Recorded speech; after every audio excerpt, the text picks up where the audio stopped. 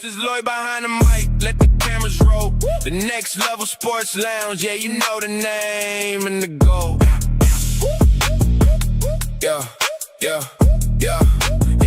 Yo, this is Lloyd behind the mic, let the cameras roll. The next level sports lounge, yeah, you know the name and the goal. Grab a drink, grab a smoke, come vibe with the show. Real Cowboys talk, no cat, no script, we ready to go. Breaking down plays, yeah, we keep it legit. Defense hunting, yeah, we bringing that pain and we never quit. Offense ready, yeah, we changing the game tonight. Every take, heavy, feel the pressure applied under the blue light. Cowboys nation, yeah, we riding with pride. Lights glow blue when the live goes on and we step inside. Fans tap in from the dusk till dawn in the stream. We talking football, yeah, we say it direct for the team. If it's real Cowboys talk, then you know we connect. My name is Lloyd, we demanding our respect. Grab a drink, grab a smoke, come enjoy the ride. Blue and silver energy, feel the vibe tonight. Every breakdown hit, every headline loud. The next level sports lounge, yeah, we rocking the crowd. Panel going crazy when the big plays hit on the screen. Everybody locked in when the topics get thick in the scene. Win or lose, yeah, we keep it all facts on the track. Cowboys talk live and we never ever hold back. Yeah, Lloyd is in the zone, we built for this game. From the draft talk hype to the prime time shows, we claim everybody tuned in. Yeah, the fan base grows, mic hot, lights flash, whole scene on fire as it glows. Cowboys nation energy, keeping us higher. We fueling the fire, yeah, we fueling the desire. Grab a drink, grab a smoke, come enjoy the ride. Blue and silver energy, feel the vibe tonight. Every breakdown hit, every headline loud. The next level sports lounge, yeah, we rocking the crowd. Yeah, it's your boy Lloyd, we did it again. Real fans, real talk, yeah, we built for the win. Grab a drink, grab a smoke, let the whole thing roll. Cowboys nation stand up, yeah, we taking control. This is Lloyd, signing off from the lounge, let's go. The Men in Black.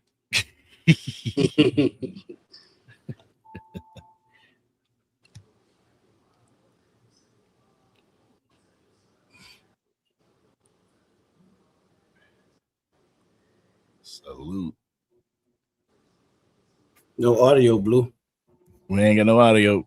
No audio, Blue. While Blue get that together, what up to everybody? It's your boy back at you with another one here at the Next Level Sports Lounge. Go on, grab your drink, go on, grab your smoke, kick back on that couch and enjoy the lounge, y'all. We got some goodies for y'all tonight. We got the Eagles side. We got Warren and Drew. We What got up? the Cowboys side. We got Ingrid and Hoodie, y'all. We got some stuff for y'all tonight, y'all. Y'all know how this Eagle and Cowboy rivalry is. It gets crazy at times, but we talk football, y'all. We got four of the best the best at it. So hey, y'all. Hey, I'm just the host. I'm just the moderator. I'm sit back and let them do their thing, y'all. I'm gonna bite my tongue on a lot of shit. I know I am. But what up, Warren? How's those mentals and dentals on today? Yo, mentals and dentals is good. Had a long Sunday, but hey, I've been waiting for this all day, so I'm ready for it. Let's do it. Angry. How's those mentals and dentals on today? Man, we doing good. Went live with Hoodie already today, so we in it. We in there. Let's go. Eagles, Drew. How's those mentals and dentals on today, my guy? What's happening, y'all? Mentals and dentals are intact. God is keeping me in spite of things that have taken place. So all is well, and I'm ready. Mine is right. And what's up to the chat on every platform, on Kush, Angry, the Eagles Collective, the Next Level Sportcast, over at Drew. Hey, we in this joint. It's about to go down. Hoodie. How's those mentals and dentals tonight, Hoodie? Mentals is as tired as four wheels on a car, you heard, and the dentals is just as crooked as Tennessee police. Yes, sir. But I'm alive. I'm here to talk sports, man. I'm here to have a good time. I don't know about you guys, but As you can see, I got something already rolled in the ear for afterwards. It's the after party. You know what I'm saying? Let's get it right. You know what I'm saying? Let's have some fun. Let me get to the chat. We got Chris May in the house. What's good, Chris? We got Oscar in the house, holding it down in the chat as usual. We got Art 27 McQueen. We got Jeremy Betts. We got Vinny. Y'all look like we got a packed house on tonight already. We got Logan. We got Drew holding it down in the chat. We got Bot Ricks. We got Dak Scott. We got CZ. We got Blaine. 1030. Who else we got in the house? We got Miss Matrix. We got Andre Johnson. We got Richard. What's good? Football Fanatic. What's good? We got Lead Commander. We got who else we got? We got Nina Austin. Yes, sir. Okay, I just didn't want to butcher anybody's name. What's good, Nina? Who else we got in the house? We got Void Green. What's good? 411 Shirley. We got 411 Shirley in the house. We got Cowboys Keystone in the house. My God. Let's see. We got Function in the house. Function. We got The Sports 78 in the house, y'all. We got Real 757 in the house. We got Randy. We got Laurel. We got E-Money in the house. What's good, everybody? Y'all make sure y'all hit that like button for each channel, wherever you're watching from. Y'all make sure y'all hit that like button. And all these guys' channel will be in the chat, y'all. We will be posting all these guys' channels in the chat. So for those who haven't went and sub to these guys, you're missing out. Make sure you go subscribe to Eagles Drew, Hoodie Kush, Angry Cowboys Fan, and Warren with the Eagles Collective. We got Big Picking in the house. We got Hugh in the house. They study coming in, guys. So yeah, we got a full house so far right now. Y'all make sure y'all hit that like button. If you hadn't subscribe to each and every last channel that's being represented on tonight. Take Cowboy, what's good? Hey. Ty, what's up, Ty Mama? How you? Hey, Blue, you got that ready yet before we get started? Yes, sir. I do want to play that before we get started. Shout out to Blue. Shout out to Blue. Yeah, definitely. Blue. Somebody got an echo.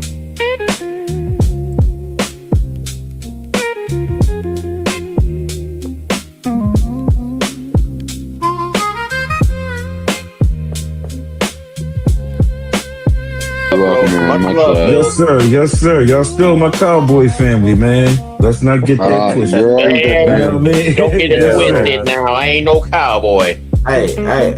Sometimes you act like one though, Jesse.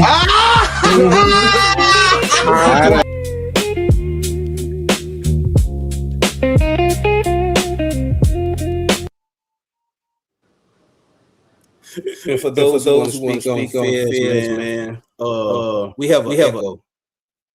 We have a major echo in the back. I don't know where it's coming from, but for those who want to speak on Feds, now it's the time, man.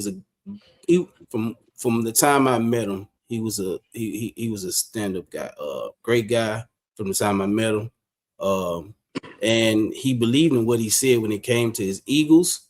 He stood 10 toes down on his Eagles. And he wasn't biased in the situation. He let you know whether you're a Cowboys fan, Eagles fan, Giants fan, or Commanders fan. Great guy, and he supported this channel since the day I met him. So that's a hard loss. Rest in peace, Phils. I didn't know the gentleman that well. I've never met him, never really done any work with him. I believe all you guys here on the panel have either met the person in person or have done some work with him on a panel or two. So my condolences to his family. That's more than football. It's real life is real life. You know what I'm saying? And no matter what anybody's going through, man, things get tough on everybody. And sometimes you just can't find a shoulder or an ear to listen, but it's not a bad thing, especially us as men, black men, to just be vulnerable and ask for that help that we need, because sometimes that ear is all you need. Sometimes somebody just to listen. You know what I'm saying? So if y'all going through something, man, don't Don't act like it's not gangster. You know what I'm saying? Like, it's more gangster to understand what you're going through and ask for the help that you need. For real. Yeah, and I'll kind of speak on it a little bit. I started knowing Fells last season, and I just always saw that he was dedicated, loyal, going to the different channels. And I think the biggest thing that I realized, like when you take a step back and look at everything, Fells was kind of that bridge to all the different channels. Like, hey, he was on one main channel on the bird section, but like if somebody came on, hey, he went over to that channel, he supported. And then Yep. he didn't just support himself, he brought in a whole community with him. So him coming over to different channels, supporting them, whether you're a Cowboys fan, Commanders fan, Giants fan, like that was the way Fells moved. And he brought a group with him, and him sending you a super chat or sending a comment or sending a like, that was like his little stamp of approval to let you know, like he kind of verified you, and everybody knew that. So that's one thing that we definitely gonna miss. And I'll be honest, every time I come on live, whether it's whatever channel, I still hear him in the back of my head. I still hear him. But yeah, that's kind of where I'm at with it. You know, I was blessed to go over to the Eagles channel, and kind of went behind enemy lines with everybody, but Fells was on that panel, and that was the first time I met him. And from that point, the next time I went live, he was in my live. He sent me a super chat as well. I'm like, wow.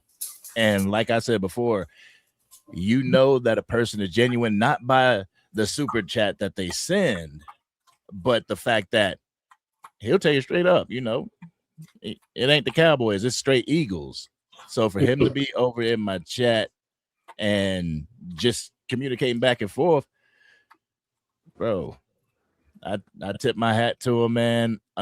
You know, unfortunately, I didn't get to know him long enough, but from what I did know, like, stand-up guy, very respectable. Always wiped his feet off before he came into the live, and you know, just went back and forth, and it was dope, man. And I just appreciate knowing him. And Drew, I know you're finna say something. I'm gonna say something else. And one thing about Fields, he tried to keep the peace every time.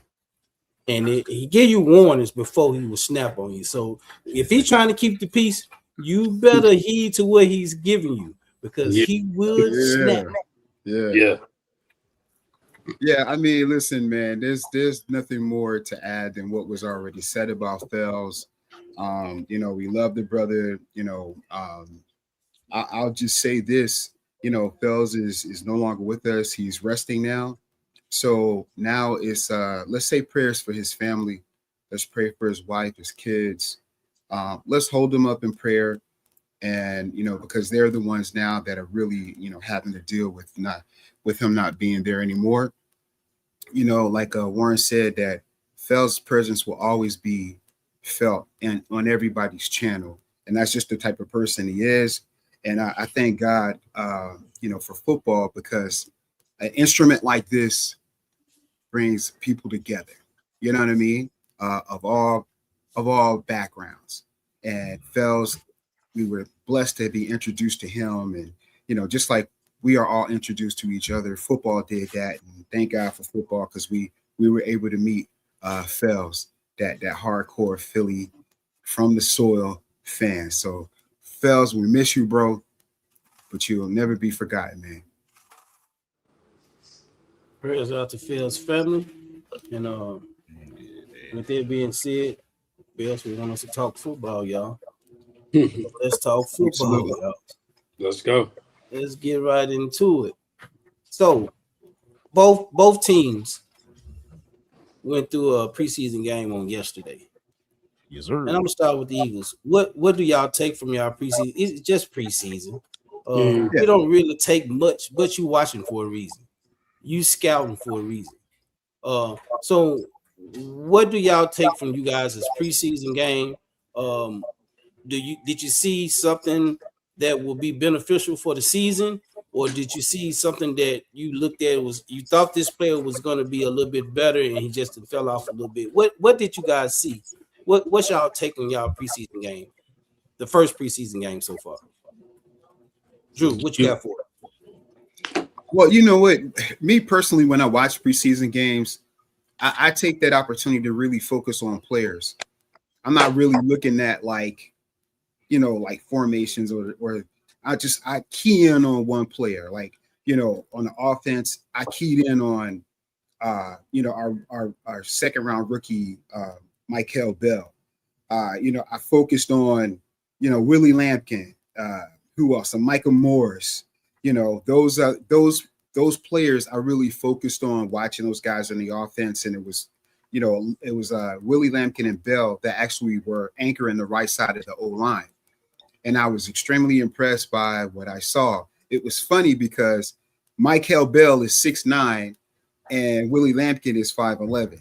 So when you see those guys standing next to each other, the contrast is crazy, But I was really impressed by how those guys played, especially Michael Bell. Michael Bell played against Mike Green, one of the major pass rushers coming out of the college last year.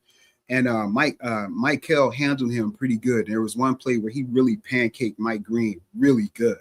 So when I watch preseason, I really take that opportunity to single out players that I am very interested in, to see how they perform and to see, how we're developing them. And that's what I pretty much key on. So I had a few names down, but yeah, that's what I pretty much focus on when it comes to preseason. I don't really care about who wins or loses or any of that stuff, because that really doesn't mean anything. Because most of the guys that playing were our second and third string players. So, Warren, before I get to you, shout out to Void Green and Miss McAfee for the jewels that they sent. Appreciate you guys. Warren, go ahead, Warren. No, a lot of what Drew said. From watching the game, the quarterback play and the offense was very vanilla. That's a little bit of what Nick was saying, and I can definitely agree with that. But one thing that I said that stood out is the offensive line. The offensive line's pass blocking, they kind of held up for what they were doing. And like Drew's saying, it's not about the starters right now. It's more about the depth. So I'm leaving out of this preseason more confident about our offensive line and what they're capable of doing and the depth that we have, just because that wasn't something we saw last year. And we saw all these linemen get picked up, but nobody was really getting talked about last preseason. So to see that is really good. Keely Ringo made an interception, so shout out to him for that.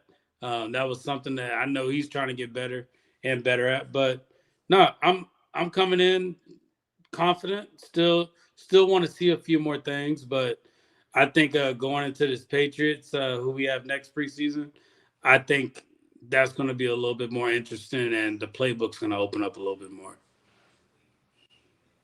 Same thing with the Cowboys side. Angry. All right. Well, I'm kind of the opposite. I watched for scheme. I watched for the formations. I watched just to see what the defense would come up with. I know they were going to be vanilla, but what was the communication on that side of the ball?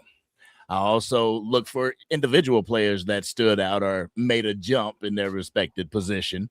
I watched, if we want to narrow it down, I watched the quarterbacks, Sam Howell and Joe Milton III.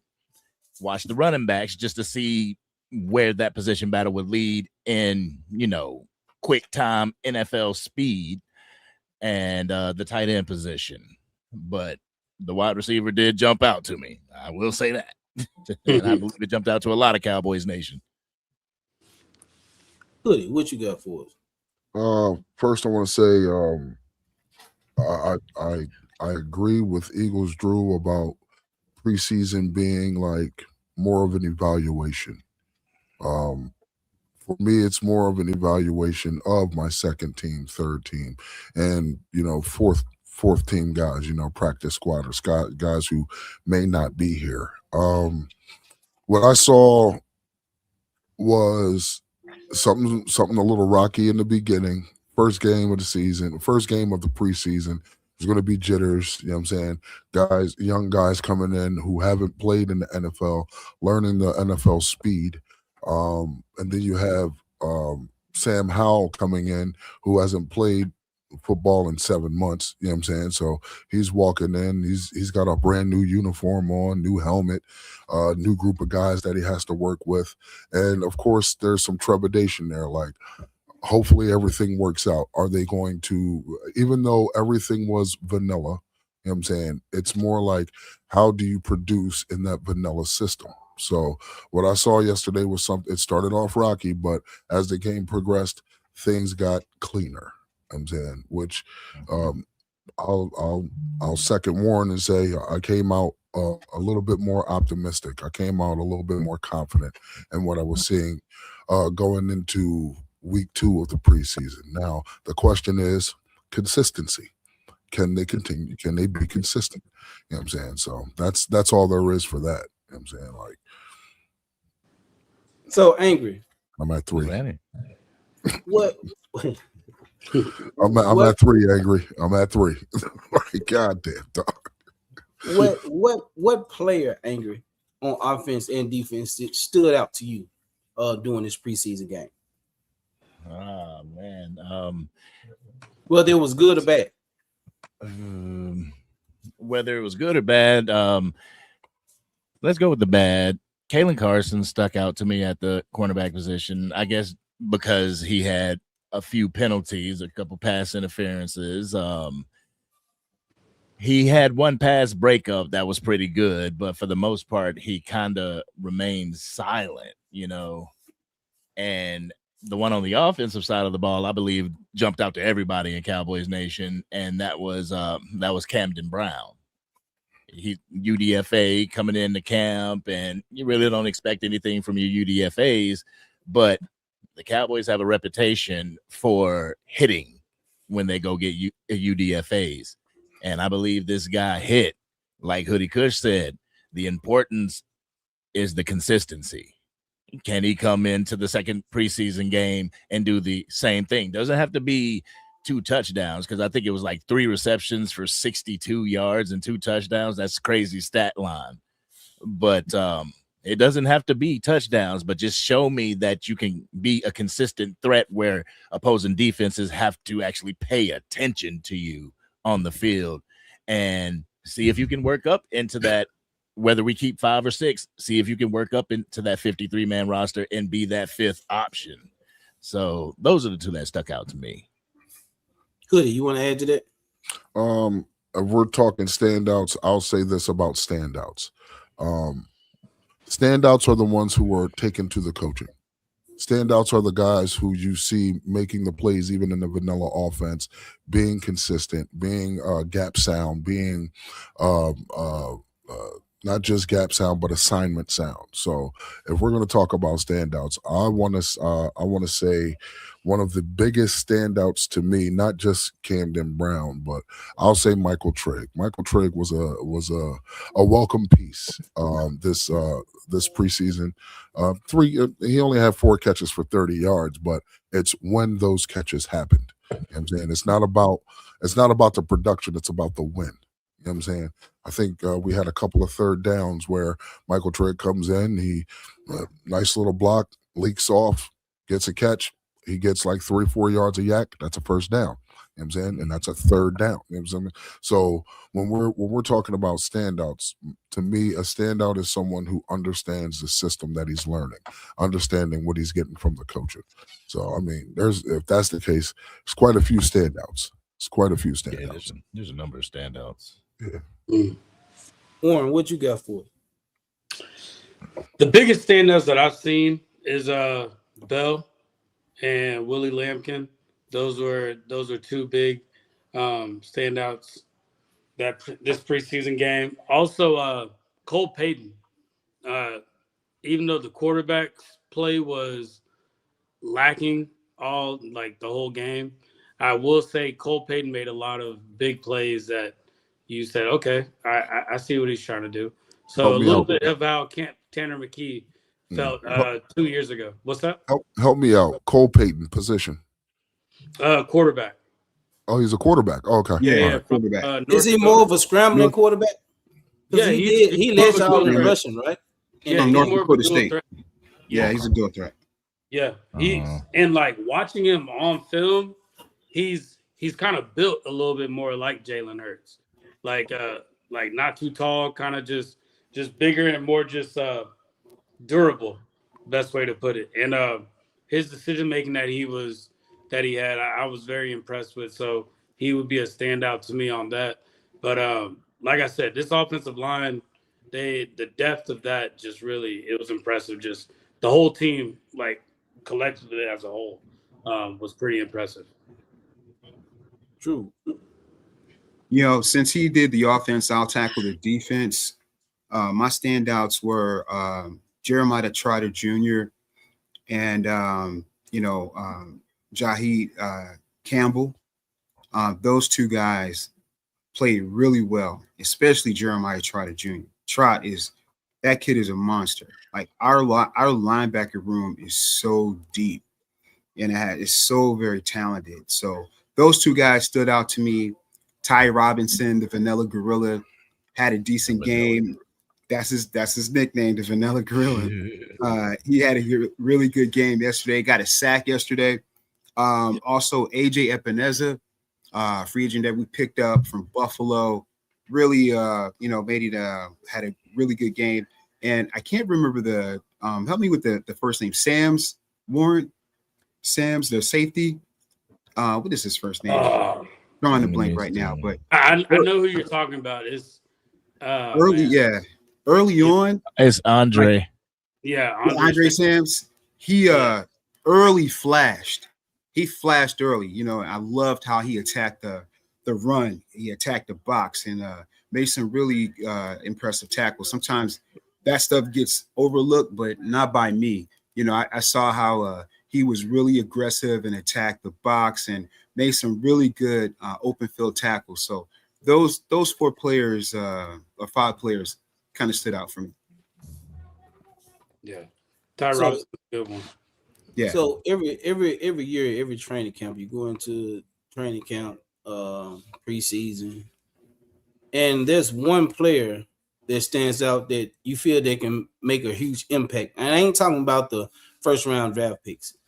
Sometimes it's later, it's on down the depth chart, and they really stand out in training camp and preseason, and they able to come in and make an immediate impact.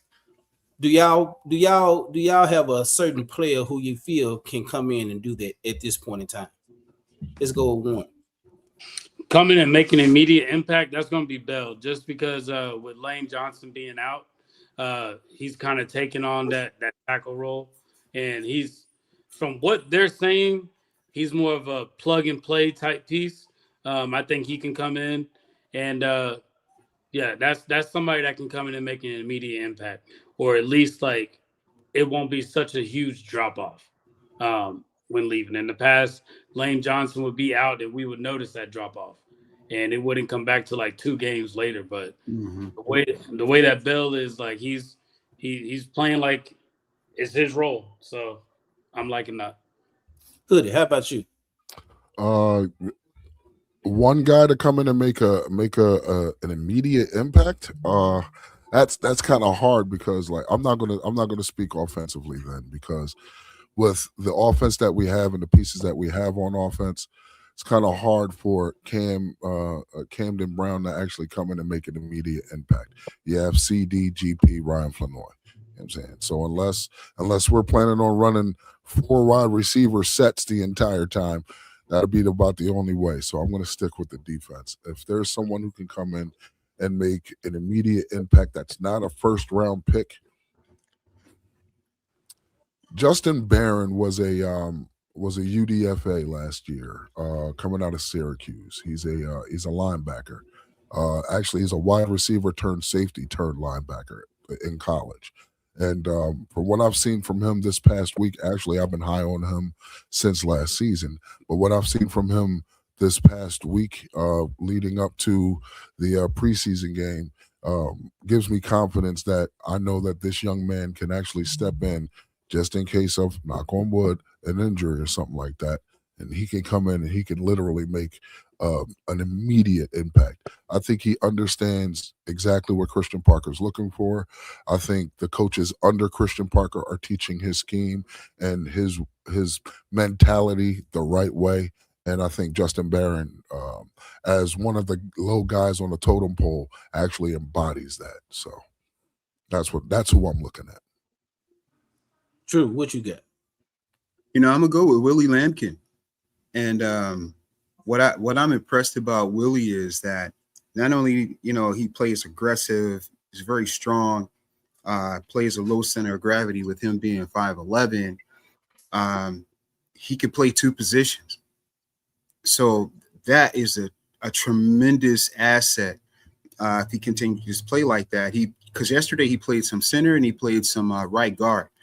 So if something like that pans out with Willie, he continues to flourish and shine, man, that's a tremendous asset to have, especially with some of the the injury problems we had on the O-line. So if say something happens with Cam Jurgens or with Landon Dickerson, then he can come right in and just be an immediate impact. So for me, it would be definitely Willie Lampkin.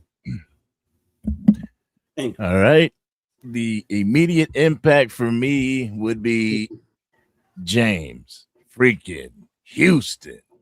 Yeah, boy, coming off that edge in that 3-4 or even, the 4-3. He can get home. He got home a couple times yesterday during the preseason game. One was called back due to a flag, but he got home twice. So if I need somebody to come in and be an immediate impact on the edge, I can always look at James Houston.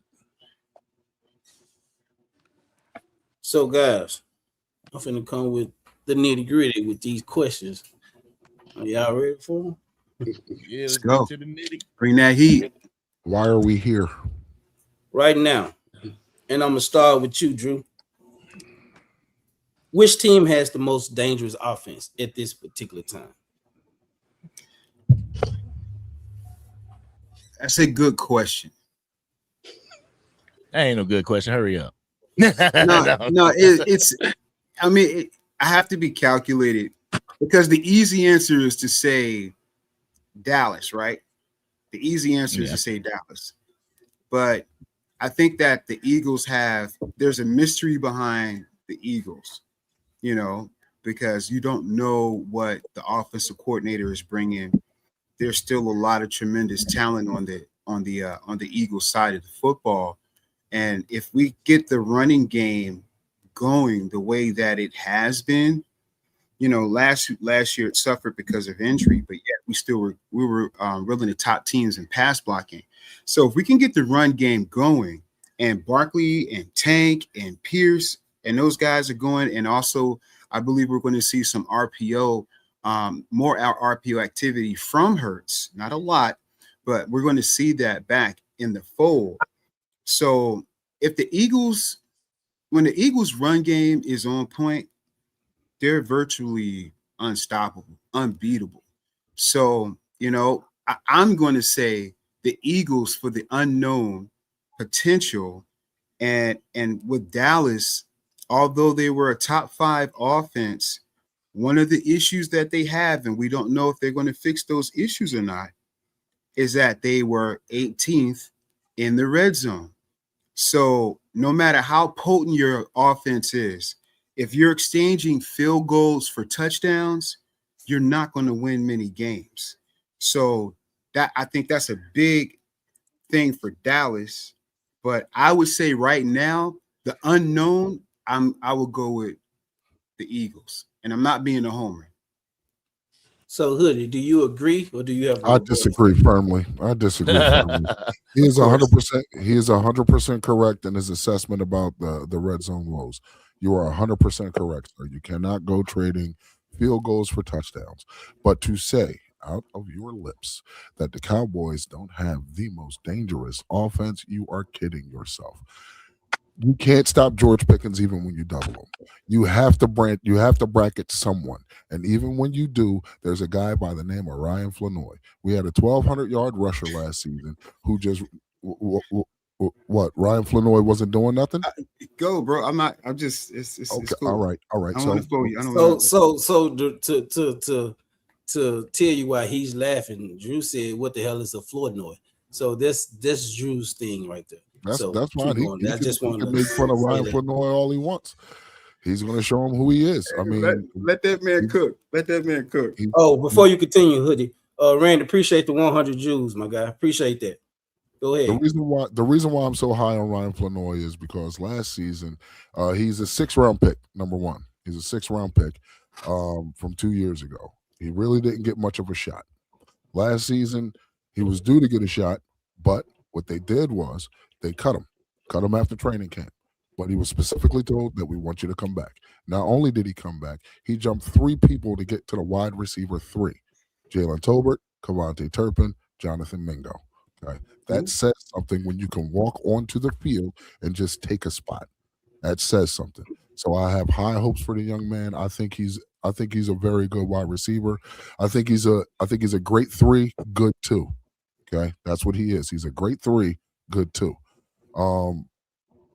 Who's really putting clamps on CD and GP? If you can tell me exactly who's going to put clamps on both of those guys to slow down this offense, I'll concede. But I can promise you can't. There's nothing you can find that will tell me that they can put clamps on both CD and GP. Okay. Then you have Javonte Williams in the run game.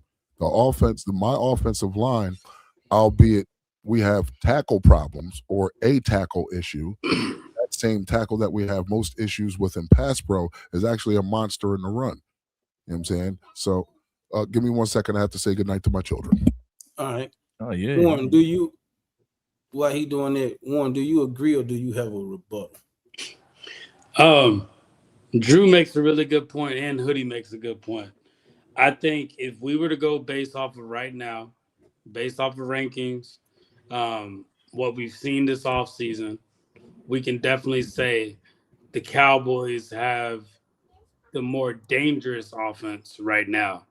But I will say on the other end, when what Drew's saying is the fact that the predictability is taken away from the Eagles with losing A.J. Brown, we really don't know what this offense is going to look like. And that can be dangerous as well. So, that's I think right now you have to choose the Cowboys, but we can bring up this conversation probably week 10 and we can say, hey, what does it look like now? Because I could go back and use the point, hey, well, there's film now on the Cowboys with George Pickens and CeeDee Lamb. Defenses may know how to scheme up against that. So it's too early right now to say, but the easy answer is the Cowboys. So before Angry goes, Hoodie, did you want to finish? Oh no. I done lost train of thought. Babies came over. You know how that goes. Go ahead, Angry. You rebuttal or you agree? Do I get a chance to rebut? Do I get a chance to rebut? I'll let you rebut after Angry. Yeah, after yeah. Well, I would definitely say the Dallas Cowboys have the better offense. And I get what you guys are saying as far as the mystery of it all, but when you look at Sean Mannion's history of where he's been, you can kind of get a sense of where your offense is going to go, what's it going to lead to.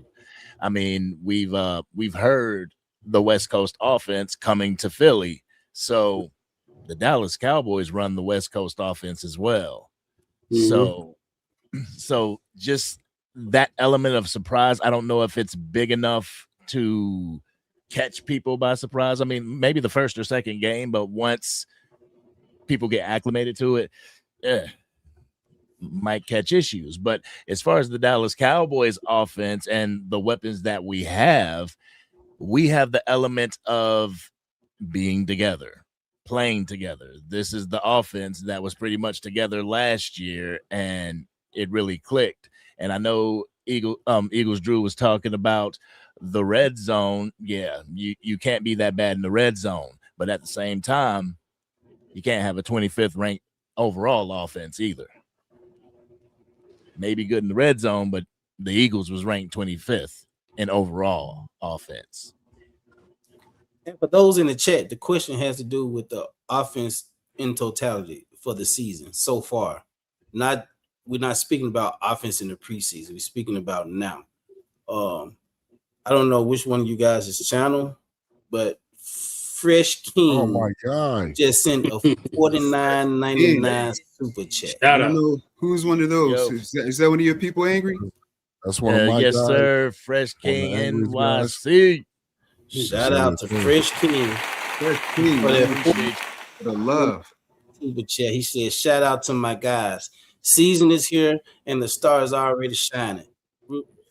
My bad, Angry. You read the super chat. It's your guy. Yeah, don't take that man shine. My bad, man. I apologize. Shout out to Fresh King NY Cowboy. Man, said shout out to my guy. Season's here and the star is already shining. Compliments from CCU gang. Yo. He got some big things in the works, so I ain't gonna steal his thunder. When he hits you, he gonna hit you. Indeed. But I appreciate you, man. I appreciate you, definitely. Salute. True. What's your rebuttal? Okay, here's my rebuttal. And again, I can't go against with Dallas having a top offense and being better than the Eagles right now, so to speak, right? But everything has context to it, right? I am the Eagles Drew, the Eagles apologist, right? So here's the context to that. If you look at Dallas averaged what? 30 points last year? Was it 30 points that 30. you guys averaged every 30. game? Yeah, a little bit over, but yeah. A little bit over 30 points, right? So here's the context. The two times that we played Dallas, as high-powered as your offense is, and is the hugest collapse our offense, one of the huge collapse that we had was against you guys, because if we kick a field goal or score a touchdown, game is over, right? But that didn't happen. Dallas only averaged 22 points against our defense. And here's another context. Which team in the NFL has allowed the least points in the last 2 to 3 years? That would be the Philadelphia Eagles. And our defense just got better. So you're saying who's going to stop? Oh, we ain't got to the defense yet. Hold on, I'm just saying. Let me finish quick. I'm almost done. We just added because Hoodie said, I don't know who's going to stop CD or Pickens. That's what you said. And if our defense held you to 22 points last year, each time we played you, that high-powered offense, and we are the team in the NFL that teams score the least against. Okay. I'm very confident with the additions that we made on our defense to hold you to 20 points or less. Okay. So when we play you again, it's not a matter of stopping him or, CD or Pickens. It's the production. Are you getting in the end zone?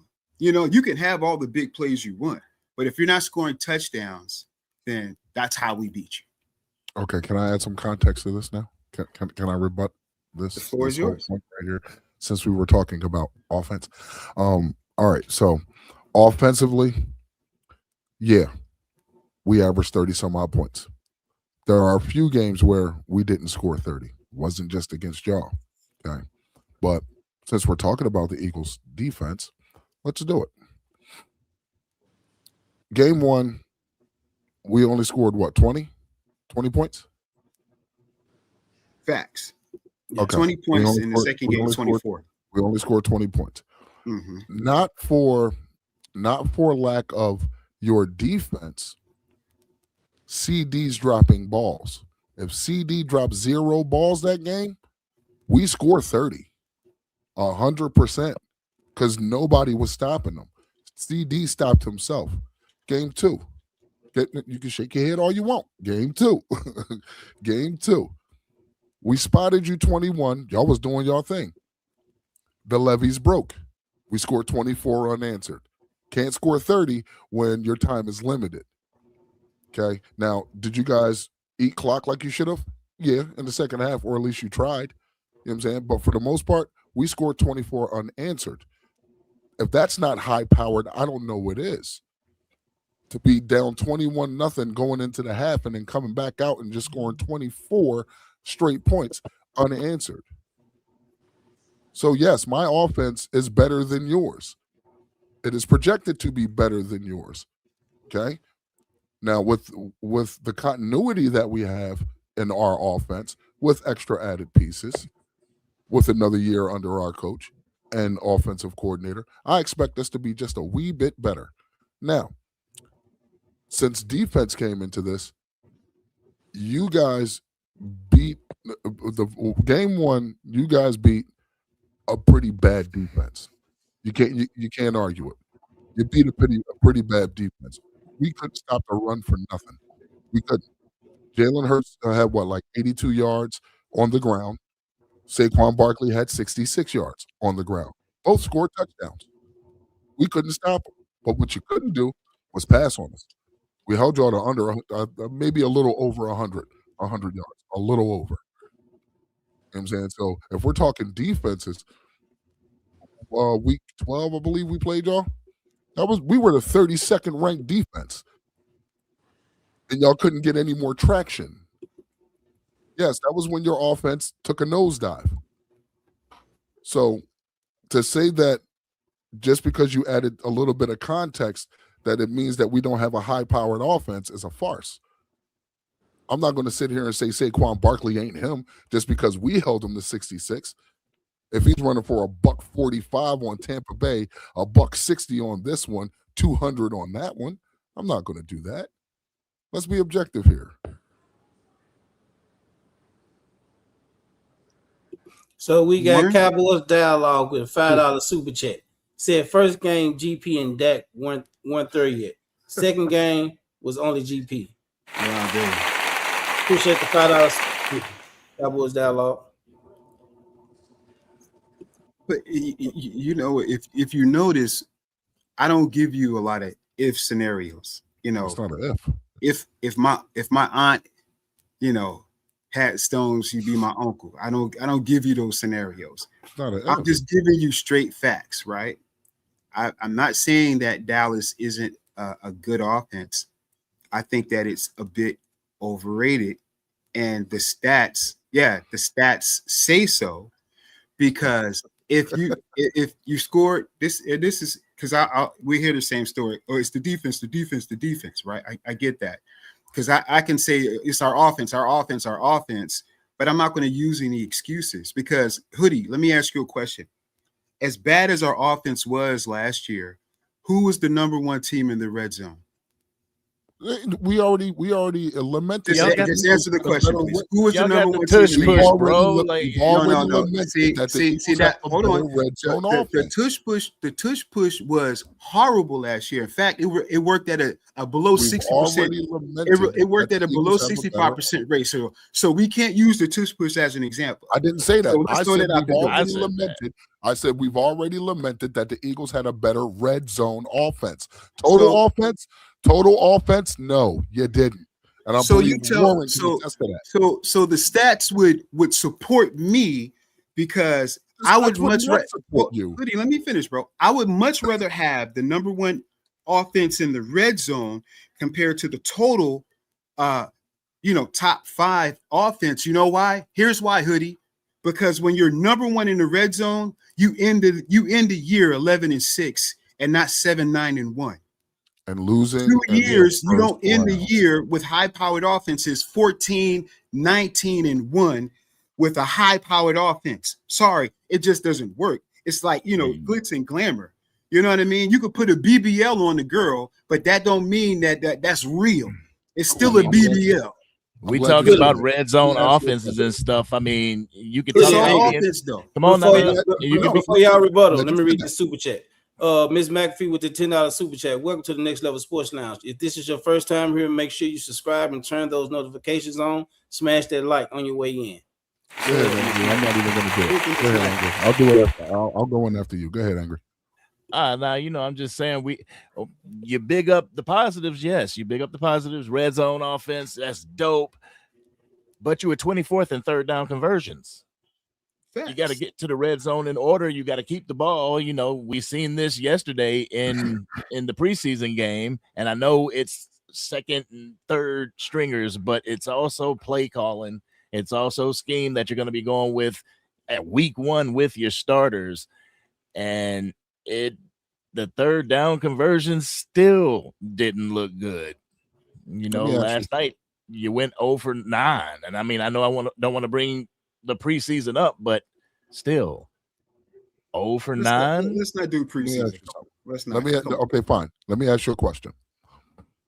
Now I'm talking team totality, okay? Because literally, let's talk totality. Because you literally just did this a few seconds ago when we were specifically talking about offense. You brought your defense into this, so now we're going to bring your defense back into this. How many points did your defense give up? You can look it up. You mean total? How many throughout the year? You have to give me the context of the game. How many points per game did your defense give up? I want to say 19. 19. Cool. Well, if we the Cowboys offense put up 30.8 points, but yet my defense gives up 31.6 points, is that a winning formula? Is that a winning formula if a team can score more than you? Look, all I can tell you is all I can say to you is no. Answer the question. You want me to answer the question? Answer the question. Don't give me a bunch of fodder. It's not the question. Listen, I know that the Cincinnati Bengals went to the Super Bowl with the 30th ranked defense. No, they didn't. Look at it. When they went to the Super Bowl, their defense was one of the lowest ranked defenses. And their quarterback was able to carry them to a Super Bowl. The Cincinnati Bengals. Okay, I'll let them have it. Go ahead. So I'm just saying, listen, you're right. Your defense was bad, but I remember you guys when you got Quinnen Williams in the trade and you guys went on a little bit of run. You guys were hyped up. I didn't hear nobody saying, oh man, you know what? We got Quinnen, but we're not going to make the playoffs. You guys were gunning for the playoffs. You guys were hoping for the playoffs. We had no. The team, your ESPN guys, because that's what you watch. I don't watch ESPN. I don't need ESPN to formulate my opinion.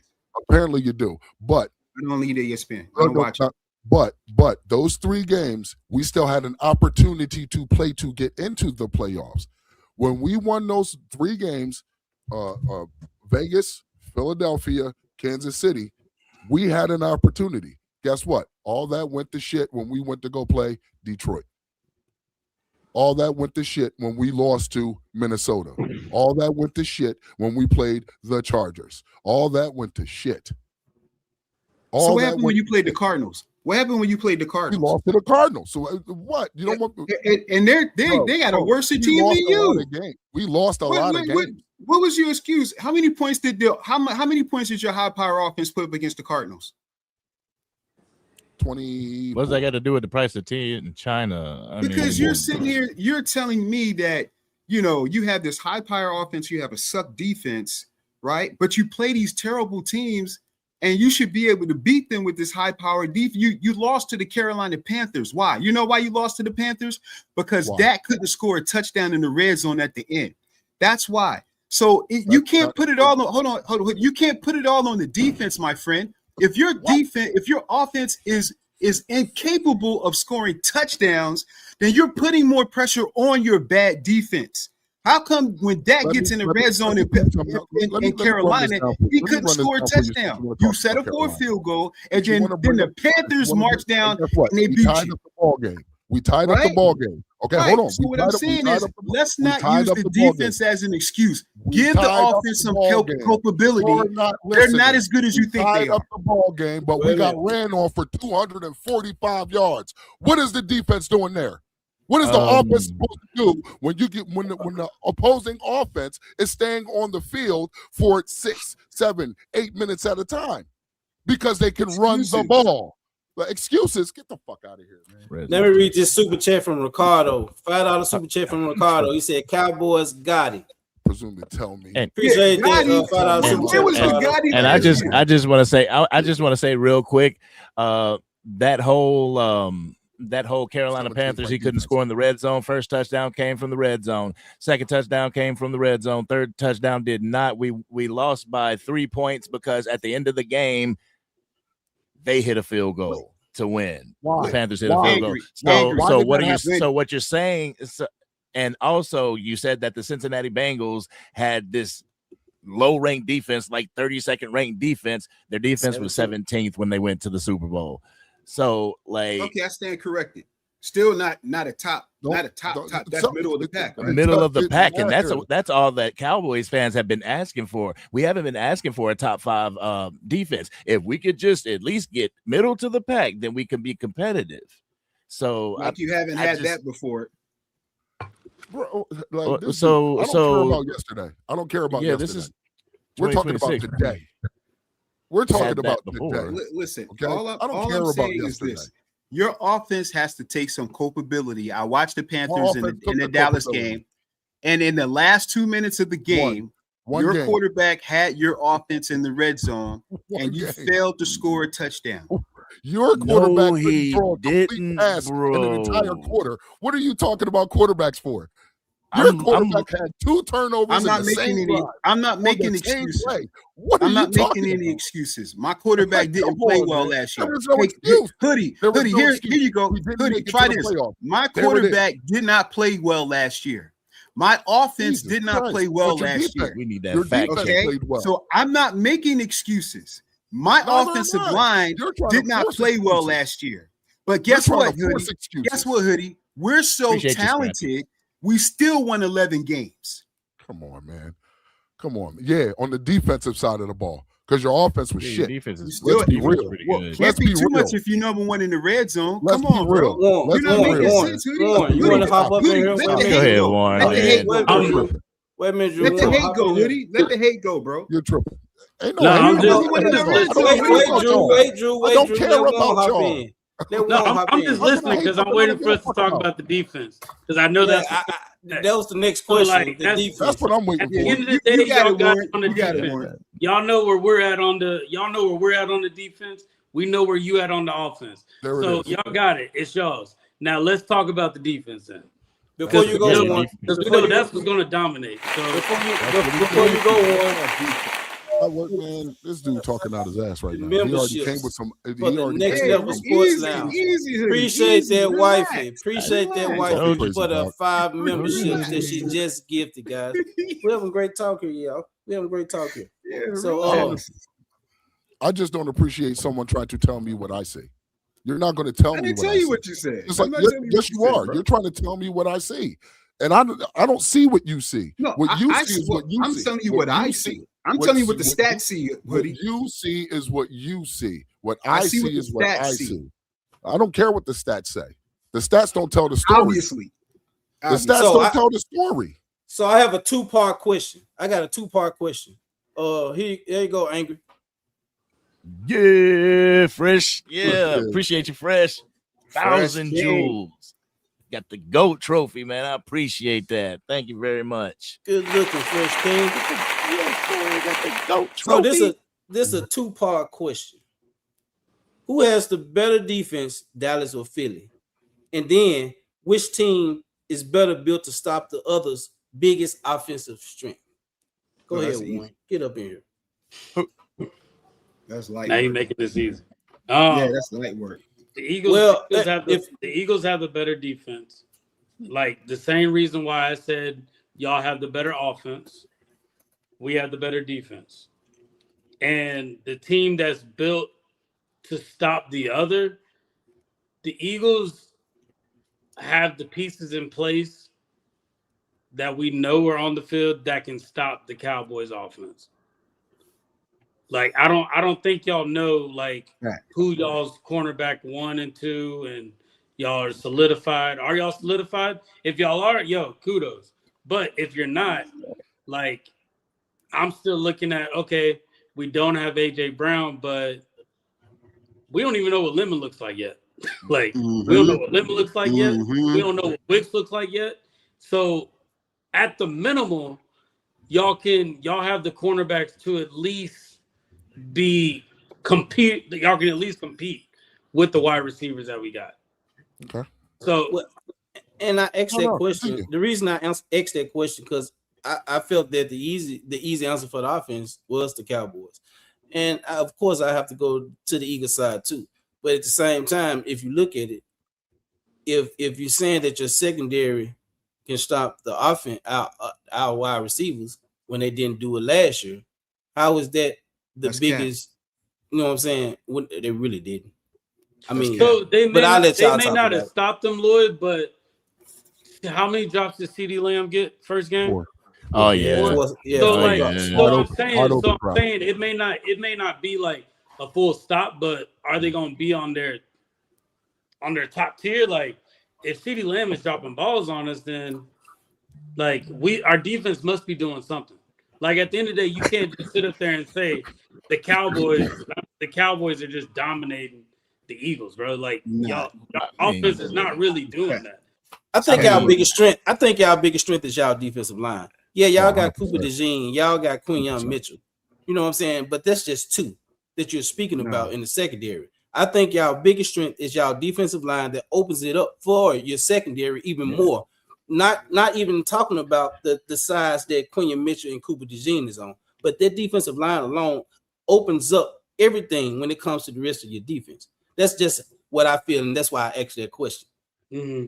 Well, you got to look at it like, well, we've always been in the trenches. We've always been about like investing in the trenches. Fletcher I Cox, think this is the first time in a minute we actually got linebackers. Like we can't sleep on Zach Bond, bro. You know that. Oh no. You know we can't. You know we can't sleep on Zach Bond, and you know we can't sleep on Quinyon Mitchell. You can't sleep on Coop.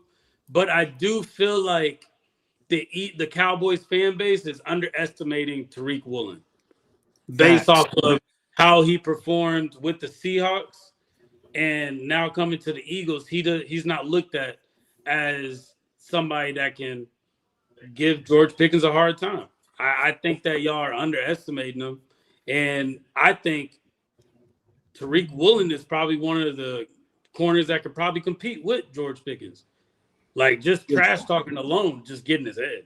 You feel me? Like just getting in his head and just messing with him and throw him off his game. I think that is something that y'all are sleeping on. Also, our linebackers. Our linebackers with Jahad Campbell, with Zach Bond, like these guys. Trotter. Yeah, Trotter, all them boys. Like I feel like we have the better linebackers.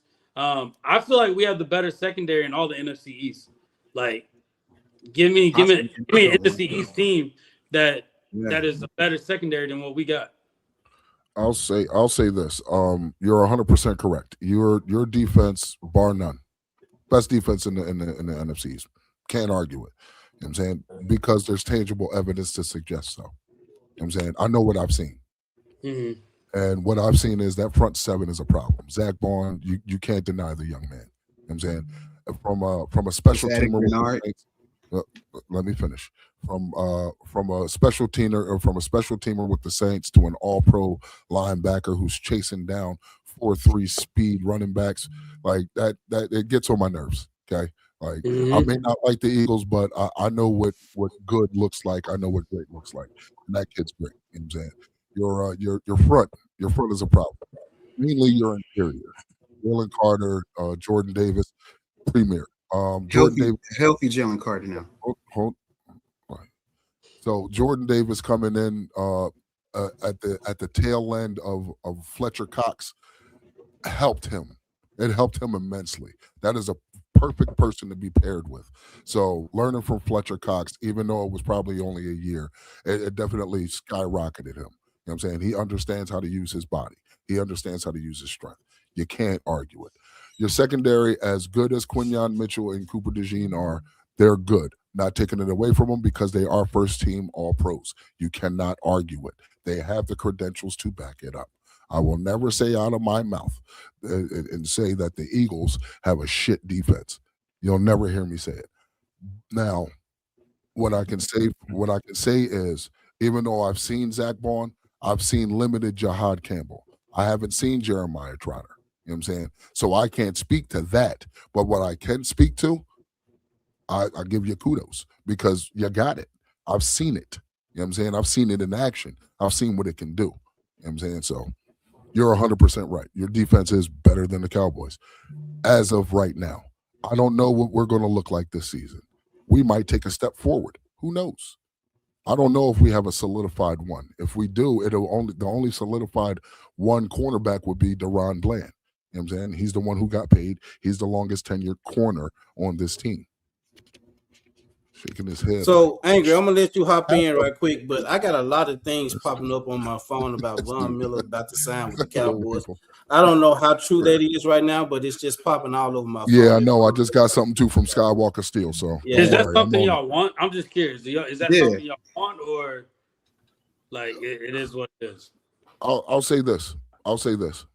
Is it a bad thing to have a veteran in the room? It doesn't necessarily mean that he's going to start. Doesn't mean that he's going to get 100 snaps. But is it a bad thing to have a veteran in the room? No, I'm literally asking, Warren. Yeah. Is it a bad thing? So yeah, I would rather have Schefter. him. Yeah, go ahead, Angry, because I would rather have him over Bobby Wagner any day. Okay. According to Adam Schefter's ex ESPN source, 8-time Pro Bowler, Von Miller is expected to sign with the Dallas Cowboys. Miller is from Texas, went to Texas A&M, and now is headed to play for the Dallas Cowboys. Angry, before you go, Jeremy Betts on your side, right, Hoodie? Yes. What's up, Jay Betts? Oh man, my guy. That's you. You know, I'm not monetized. I can't get none of that. That's all you. Appreciate that, Jeremy Betts. Philly D with the $4.99 super chat. Appreciate that, Philly D. What offense performed better against top defenses last year? Dallas yards and points look great on paper, but it's not consistent. That's a good. Yeah, I'm gonna leave that question up because I want Angry. I want Angry to go before we get to Philly D's question. Great question. Well, I mean, it's a no-brainer. The Philadelphia Eagles defense is better. It's more established. It's been within the same nucleus of a Vic Fangio for a few years now. You know, with the Dallas Cowboys, just like the Philadelphia Eagles offense, there's that question mark at the defensive side of the ball. New coordinator, hasn't called plays before until now. Sean Mannion, same thing. Mm-hmm. So that's fair. You really don't know what you're gonna get until you get it. And I was looking at preseason just as maybe a template to see what's in store, you know, how the communication goes. And it looked pretty good. I mean, it looked pretty good. So I have faith in the defense, but as far as like saying it's gonna be better than Philadelphia, all right, it is better than Philadelphia. That's just, you can't say that. Yeah, that's close. Yeah, it's not close. That's reaching. So, right? Philly, I'm gonna get back to your question. I got that star for a reason. I'm gonna get back to your question. I saw somebody in the chat put something in the chat. But I do like what he said because I kind of want to hear from Angry and Hoodie, like kind of like break that down. Like, how do y'all feel about that? Yeah. Last year was last year. We didn't perform well against top ranked defenses. Well, I mean, what more can you say? Yeah, Greg, man. Yeah, Greg, man. Bro, we're not kissing the Eagles ring. Ring finger. The Cowboys have a front seven also. And our back end, we have the best safety group in the league. The Cowboys has a front seven and safeties. That's common. You sleeping. See, that's the thing. You sleeping. You sleeping on us now. Not sleeping. Yeah, you just said it's comical. You just said it's comical. So that can I explain it? Will you let me explain? Will you allow me to explain? Okay, so I say that's comical if you're trying to say, or if you're trying to compare your O-line. You have a lot of question marks. I've said this on everybody's channel. Dallas has solid D tackles. Your D tackles are superior to match up with any team in the league. I give you that. But Donovan Ezeracco, big question mark. We don't know if this young man is going to be able to hold up. He just had surgery on his hips. We don't know if he's going to be ready for week one or whatever. He struggled last year. Like, I don't fear your pass rush. You just got, let me finish. You got Malachi Lawrence. You got Malachi Lawrence, another question mark. It's so much to where you got to go get the old veteran to add him to your team and Rashawn Gary. Like, I'm supposed to be afraid of that front seven? You just got Jonathan Grenard. You do So what's realize the difference? Jonathan Grenard is one of the top pass rushers in the league. What are we talking about? Same amount of sacks as Rashawn Gary. you do That's because realize he was injured last year. Look at the totality of sacks that he Each brings year, to the table. Are you kidding me? within the last 3 years, Rashawn Gary has averaged 8 sacks. So what are you saying? Okay. So again, am I supposed to be afraid of Rashawn Gary when I got the tackles that I got on my team? I feel you. you know what's crazy? You know what, I mean, seriously. you know what's crazy? You know what's crazy? Am I lying, Kush? Hold on. Before am I lying, Kush? Tell me, am I lying? So again, what's weird to me is how I can sit here and easily say that the Eagles have a great interior. I can sit here and say that with my chest and not feel some type of way. But the minute you're asked about something, the first thing you do is say, that's comical. You guys use a recent pickup to try to throw in our face. You had to go get Rashawn Gary, who averages 8 sacks. You had to go get Von Miller, who just last year had 9 sacks. You got Donovan Ezaraku just had hip surgery. Mind you, he's been practicing the entire offseason. Still a You know what I'm question. saying? Yeah. So it's not a gonna be negative, bro. It's gonna be No, negative. You not knew a that was question mark. But why is it negative when I'm telling the truth? Am I okay. You have I can big go through question your marks. entire what I'm offense saying. and say the exact same thing. Andrew, when Saquon Barkley dropped off, you and can. Jalen Hurts throw over the And middle I won't and make any excuses. actually run with a slot No one's making receiver. excuses. And I won't make any excuses and say, why are you being a hater?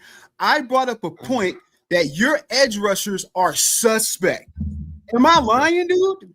Am I lying? Yes, you are. Am I Yes, you hating are. because I say your Yes, edge you are. rushers are suspect? Drew, It's super wait, wild. It's the comical Wait a that minute, they Drew. don't You like.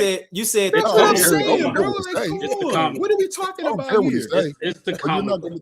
No, That's my thing is this, Warren. Yeah. My thing is this, Warren. I'm speaking to you now, sir, the sensible guy.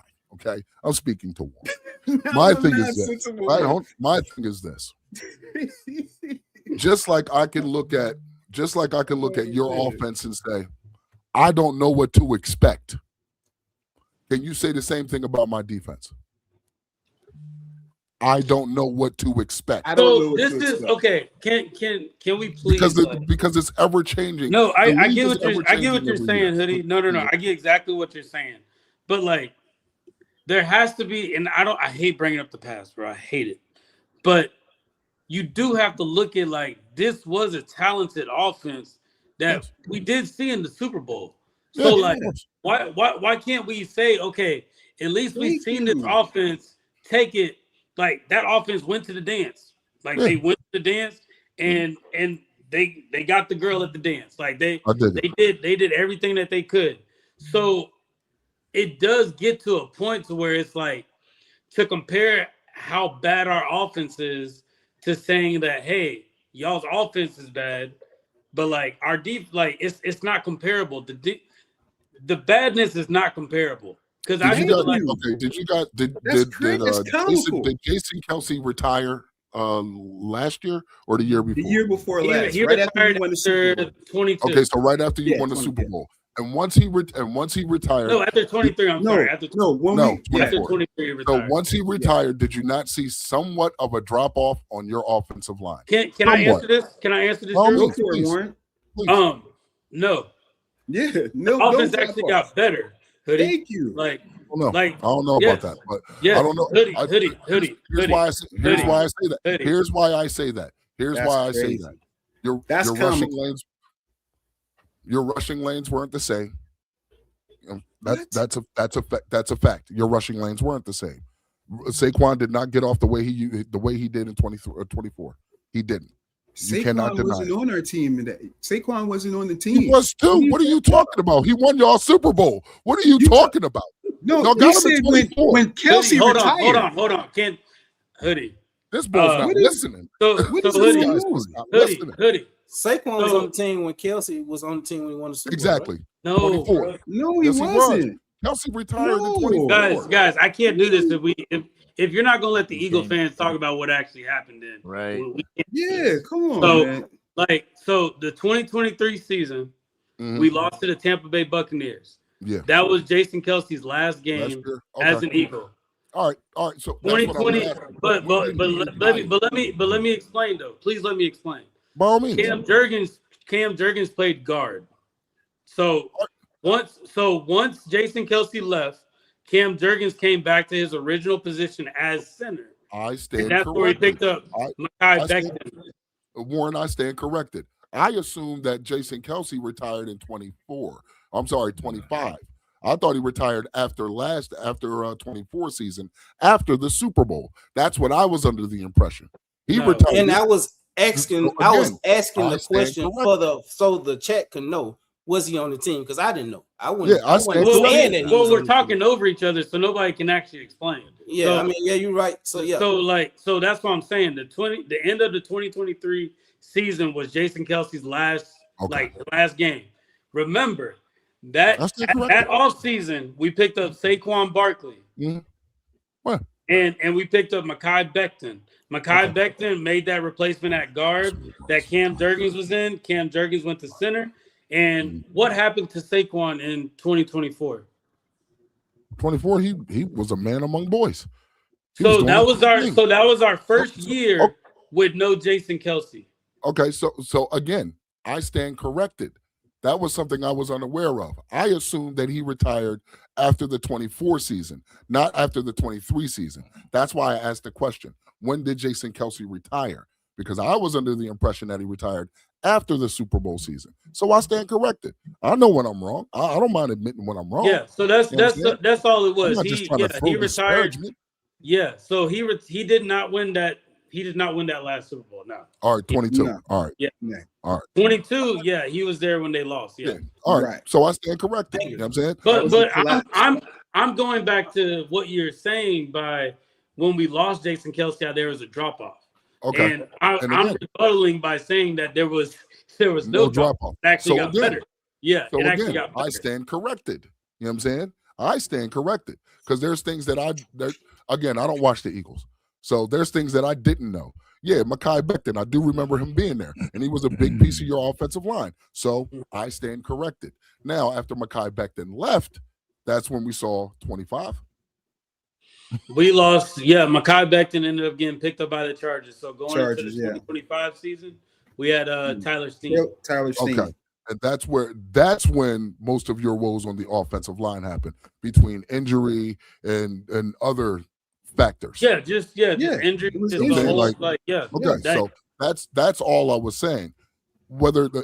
Again, I don't watch the Eagles. I don't follow you guys. You know what I'm saying? Like, the only time I care about y'all is when we play y'all. You know what I'm saying? So me not realizing that he did retire after the 23 season, not the 24 season. Fine. I stand corrected. You got me there. But there was still a drop off in 25, whether it be from injury or other circumstances. And you can say that about any team in the league. You can honestly say that about any team. Any team in the league that's going that far, like any team going into January, you're spending more time on the field than other teams. I can definitely say, like, the injuries that they were dealing with, we could see it on the field.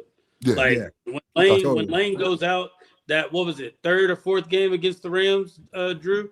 Like, yeah, when it was. I think it was the third game. And to even add to that, fellas, even like look at Mekhi Becton, the 2025 season. Yeah. 2020 last year.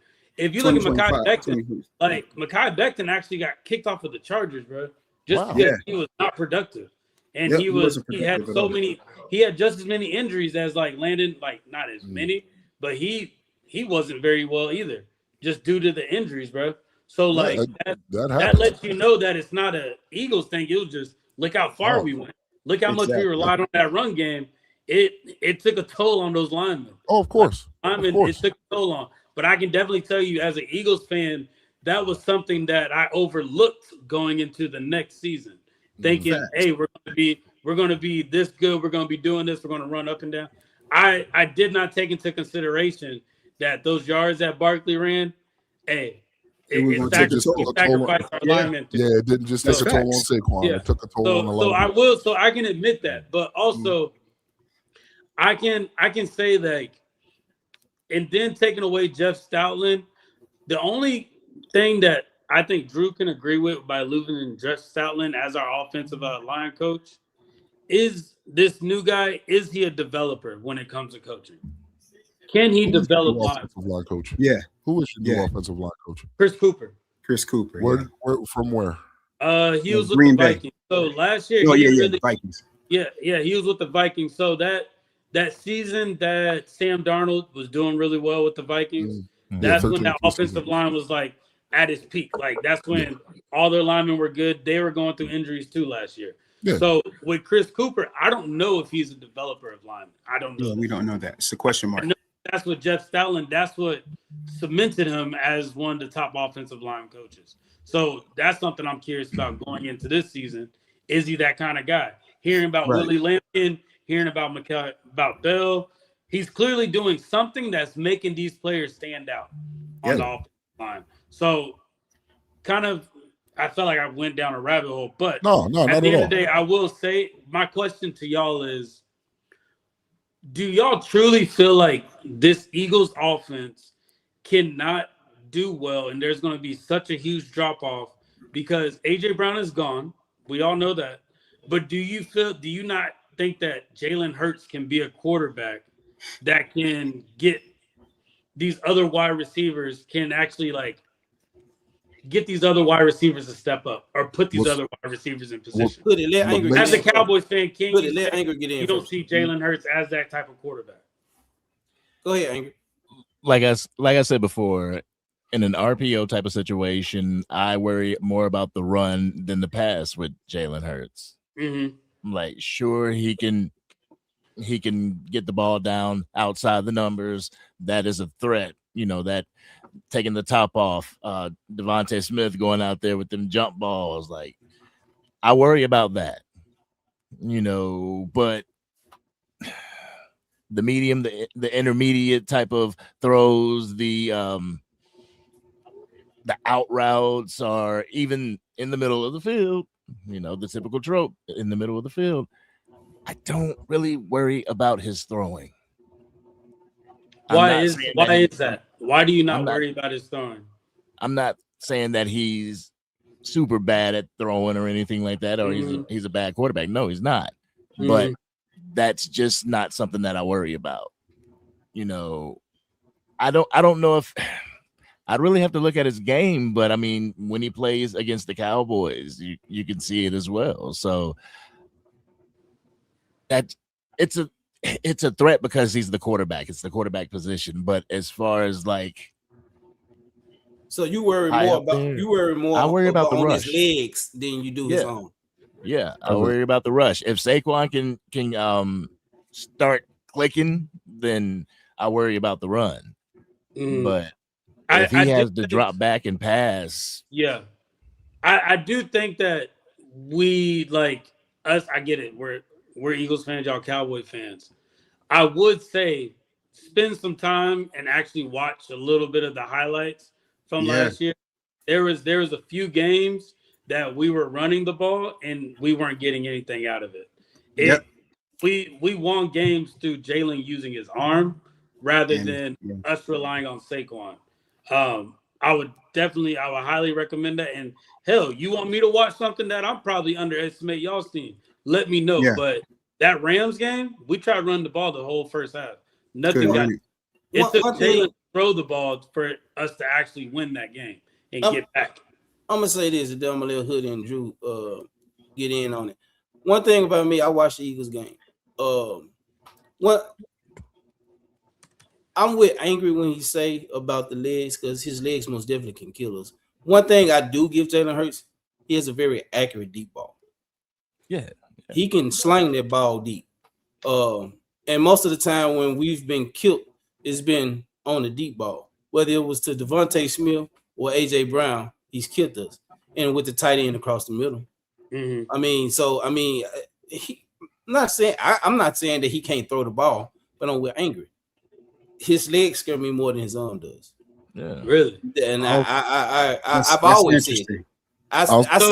I've always said, if y'all can get y'all run game, if y'all implement that read option back into the thing, and y'all get y'all run game going, and have it to where Saquon is running, and then Jalen Hurts, you don't know if he gonna hand it off and he take off running. That's when y'all use that. When y'all use that, y'all are fucking deadly. So I do have a question for all three of y'all. Do y'all feel like Jalen Hurts still hasn't hit his ceiling yet, or we've already seen the best of Jalen Hurts? That's a good question. Go ahead. No, go ahead, English. I don't know. I don't know, because he's not asked to be that. You know, he's not really asked to be the savior. No, it's not about. It's not about. I think this is the year for it. I don't think it's about being a savior. I just think those things that you're saying, like throwing down the middle, just what other issues do you feel like Jalen Hurts has? Like you don't see him improving in those things. You don't think he'll never improve his quarterback career? Like that's what I mean. That's what I mean by ceiling, though. I'll say this: my brother is a diehard Eagles fan, and I don't really have these kind of talks with just anybody. I talk to him because we have good conversation where we can actually pick each other's teams apart and be able to do it in a respectful manner. Okay, so when I talk to my brother and we talk about Jalen Hurts, he'll be the first to tell you. Like he'll be the first to tell you. If Jalen is doing his thing, he's going to let you know. He's going to let me know. He's like, well, Jalen Hurts won this game because X, Y, Z. If Jalen ain't doing his thing, he's going to let me know. Jalen needs to do X, Y, Z. Me personally, being so I'm not so in touch with Philadelphia and what they do as far as on the football field. I can't really necessarily answer that question because I don't watch him closely. It's just like the same if somebody asked me if Jackson Dart I don't watch the guy. You know what I'm saying? So Hoodie, can I ask you something? And I appreciate you telling me that. Yeah. So when it comes to Jalen Hurts and how he's performing as a quarterback, who are you getting your information from? And where are you getting the information? I don't get my information from anybody because I don't watch them or care about them. Okay, fine. If I'm getting information from anybody, I live in Jersey. I still work in Malvern, Pennsylvania, not too far away from Philadelphia. So you know who I'm around all day, every day. A bunch of fucking Pigeon fans. So that's where I'm getting all my information from. You know what I'm saying? The constant vitriol. Oh, Jalen Hurts is better than blah, blah, blah, and blah, blah. Like, I watch. So you're sick of just hearing it, but like, that's what I'm saying. It's not even about being sick of hearing it. It's when you do watch the highlights, you see what he's good at. I'm not going to sit here and fraud. That dude runs. If he runs, it's a problem. So you have to be on your game defensively. You have to be able to key in on him defensively because he is a threat. There is no bones about it. It's just like if this was the AFC East, I guess, with Baltimore, we'd be saying the same thing about Lamar Jackson. The dude's a problem. You got to contain him. If you don't contain him, he'll burn you. Now, if everything is working in his favor, receivers are getting it, and this is any quarterback. If everything's working in your favor, offensive line is holding up, your tight end's getting out into space, your running back's doing what he's doing, and your wide receivers are getting open, any quarterback can be deadly. Look at fucking Sam Darnold. Like he just that's kind of where I'm going to. And that's why I said ceiling, because meaning he can develop and get better at these things that y'all are saying that he's not capable of doing. So do y'all see the offense as a threat if he does get better at this going into the season? If he's not capable of doing was kind of a reach. I mean, I'm not saying that he's not capable of doing. It's just I'm saying that I don't fear him doing this. Like, let's say on play action boot. He's gonna pass the ball, but he's still running with his legs. So I'm still like, damn. As a linebacker, do I drop back into coverage or do I wait for him to break? Like, that's the unpredictability of the quarterback while he's on the run or in the RPO. That's what really scares me. You know what I'm saying? Like, but can he get better over time? Like, yes. But y'all are saying y'all are calling based off how he performed in 2022. Like, I like the Jalen Hurts in 2023. It just got overshadowed a lot by how bad our defense was. Like when you really sit back and you watch that 2022 season, 2023 season with Jalen Hurts, like he was slinging the ball everywhere. Mind you, yeah, he had AJ Brown. Yeah, he had Devontae Smith. Yeah, he had Dallas Goedert. If things are working for him. But he was doing what he was supposed to do as a quarterback. Interceptions went up, all that. The only issue was our defense was terrible. So it really diluted how good he really was that season. So our defense was terrible that 2020. Can he get better? Yes. Like I said, I've said this before on other live streams. This is the year. If he can shut everybody up. So you see he has a ceiling though. He hasn't reached the ceiling. He can get better. Yeah, he can get better. Yeah, he still got more years in the league to play. He can get better. What is this, year 6, year 7 for him? Going into year 7. 6 is a starter. 6 is a starter. Yeah, he's got time. I mean, we've seen some of the greatest quarterbacks ever to play develop over time. You know what I'm saying? We've seen Aaron Rodgers come out gunslinging, and then a better analogy. I want to take this back to the early 2000s. Donovan McNabb was known as a dual threat quarterback. Donovan McNabb, I want to say progressed when he started to work as a pocket passing quarterback. You know what I'm saying? But yet there was still that threat. There was still that threat that he could get out there in space and take off on you. I liken that to Jalen Hurts. If I was to watch your games, that's what I would liken it to. Like, honestly, he has the opportunity to get better. You know what I'm saying? Can he learn how to go through his progressions smoother? You know what I'm saying? Not better, but smoother. You know what I'm saying? Can he diagnose defenses at a high rate? You know what I'm saying? Not saying that he can't.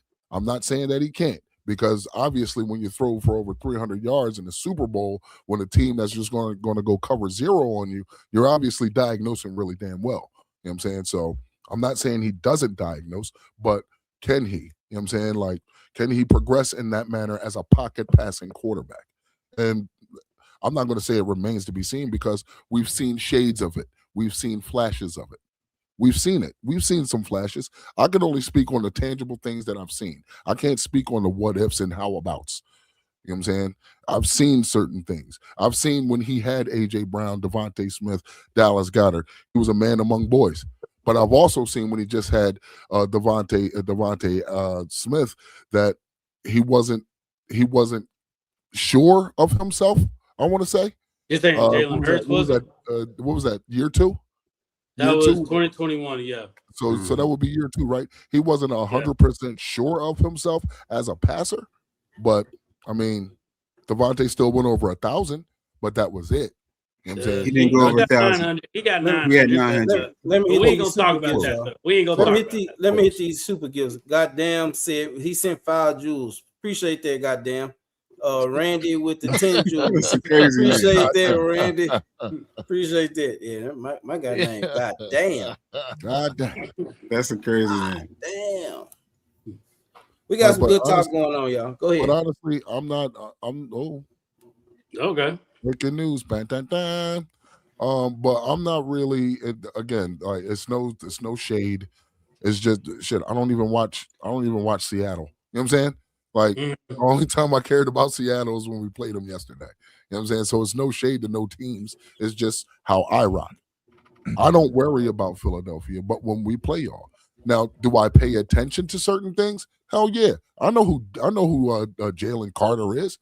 I know who Jordan Davis is. I know who Quinyon Mitchell. I know who these guys are. You know what I'm saying? I know what they have done in the league, sure. But I also know what my guys can do. So I'm not going to compare my offense to your defense or your defense to my or your offense to my defense. It's pointless. It's pointless because I've seen you torch my defense, but I've also seen my defense hold up. You know what I'm saying? Just like I've seen us torch your defense, but I've also seen your defense hold up. You know what I'm saying? That's football. No, that's football, and we're in the same division, so we can't count our games as a narrative to like that's how we're gonna play the whole season. You get what I'm saying, bro? We haven't beat Arizona in 7 years, bro. We haven't. For some reason, I get you, bro. Like I get it. We ain't beat. I mean, for a while, y'all couldn't beat Tampa Bay. Hey, we struggle. We struggle with Seattle. We struggle with Seattle. Yeah, I definitely get that. But so, I do have another question. So I know, and I'm using this as an example, and I know some people will hate me for it. Troy Aikman, as good of a quarterback that he was in that time, there was other quarterbacks that were better than him. Of course, there was other quarterbacks that were better. Yeah. Do y'all put Jalen Hurts in that like caliber as he has a team? He has a great team around him, like so he's expected to be great in those moments where it's necessary. Like when it's necessary, yes, absolutely. Yeah, so do y'all put Jalen Hurts and Troy Aikman kind of like in that same category? Because I looked at the stats. The stats are basically identical. They're the same. But you can say that. I mean, Troy Aikman had a team around him. Jalen Hurts has a team around him. There's no getting around that. Brad Johnson had a team around him. Trent Dilfer had a team around him. You know what I'm saying? Sometimes that's what you need. But I feel like when y'all say Trent Dilfer, I think that's a little bit disrespectful. Oh, yeah, Brad Johnson, too. They didn't make it to They didn't make it to multiple Super Bowls. That's disrespect. But they won one. That's what matters, right? Yeah, but they were one and done. Jalen's been a multiple. They won the Super Bowl, but he has comparing them to Troy Aikman. But I'm saying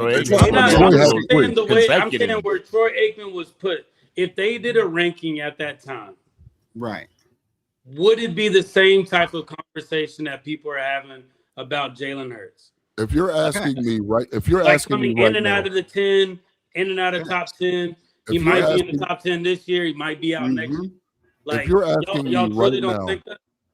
If you're asking me right now, back then when Troy Aikman was playing, was there 5 to 10 quarterbacks better than him? Yes, there were. If you're asking me right now, if there's 5 to 10 quarterbacks better than Jalen Hurts, I'm going to have to say yes. Why? Because there's quarterbacks and then there's dual threat quarterbacks. The only dual threat quarterback that Troy Aikman had to deal with was Steve Young. The only one, you know what I'm saying, until the Donovan McNabbs, the Steve Aaron McNairs, the Dante Culpeppers came into the league. And they came in later. But back then it was more cerebral quarterbacks. Unfortunately for Jalen Hurts, there's Lamar Jackson, who just so happens to be one of the best dual threat quarterbacks in the league.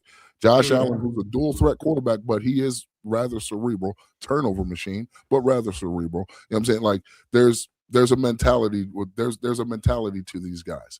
And it's not a knock on Jalen. Jalen just has a certain way that he plays that's conducive to his skill set. And can I ask this question, though? Can I ask this question? Bring up Randall Cunningham. He was one back during the Troy Aikman time too. Can I ask this question? Yeah, Randall Cunningham. And this is for everybody. This is for everybody. Like, Jalen hasn't had a consistent offensive coordinator since he was in Oklahoma, right?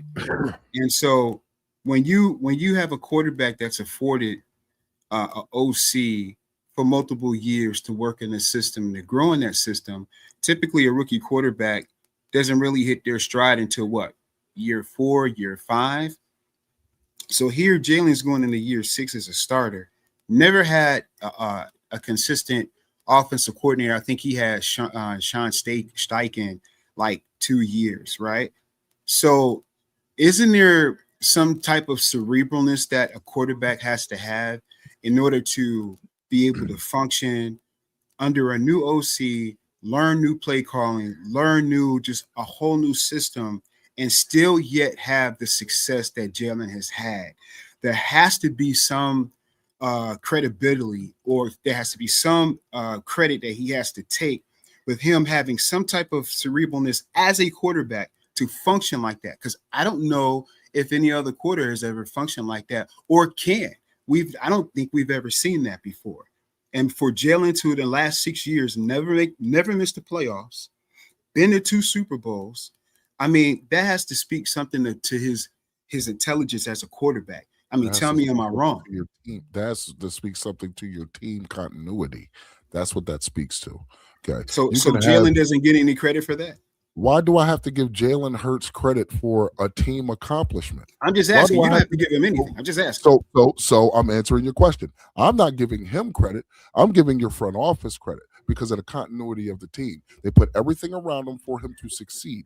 That's how quarterbacks actually succeed in this world. You don't believe me? Ask Tom Brady. I don't think Tom Brady had the same offensive coordinator every year, and he played 20 years. You know what I'm saying? But he was constantly winning because. But he had the same offensive coordinator for a while. For a while. Okay. All right. That's fine. For a while. I think what Drew's trying to say is like that constant change happening every season. I think that's mainly the point that Drew's trying to get across. Like when you're trying to develop somebody, it doesn't just take one season. No, it doesn't. It can take up to 2 to 3 seasons, and you need that. You need that continuity with that person and to build that trust. So I'll say this, but not as a slight or being disrespectful. Stop being so damn successful. Then, if you want them to actually build with somebody, stop being so damn successful, because then teams won't want your guys. You would like that though, wouldn't you? I don't really care whether you do or you don't. I will fucking love it. I don't really care whether you do or you don't. But if you're asking me, should I give him credit for every year still being in the playoffs with a different coordinator, and every year you're quote unquote successful, and somebody comes and poach your guys? Well, stop being so damn successful. Every year wasn't a success. There were a couple years where we fired some guys, like last year and 2 years ago. You know, it wasn't all success. There were guys that we fired because they weren't cutting it. But the thing is, we're still getting to the playoffs, though. Yeah. That goes with y'all being successful. It ain't just the coaches. I think it's the collective of everybody, bro. You can't just say the coaches. You can't just use Howie. You can't just use Nick.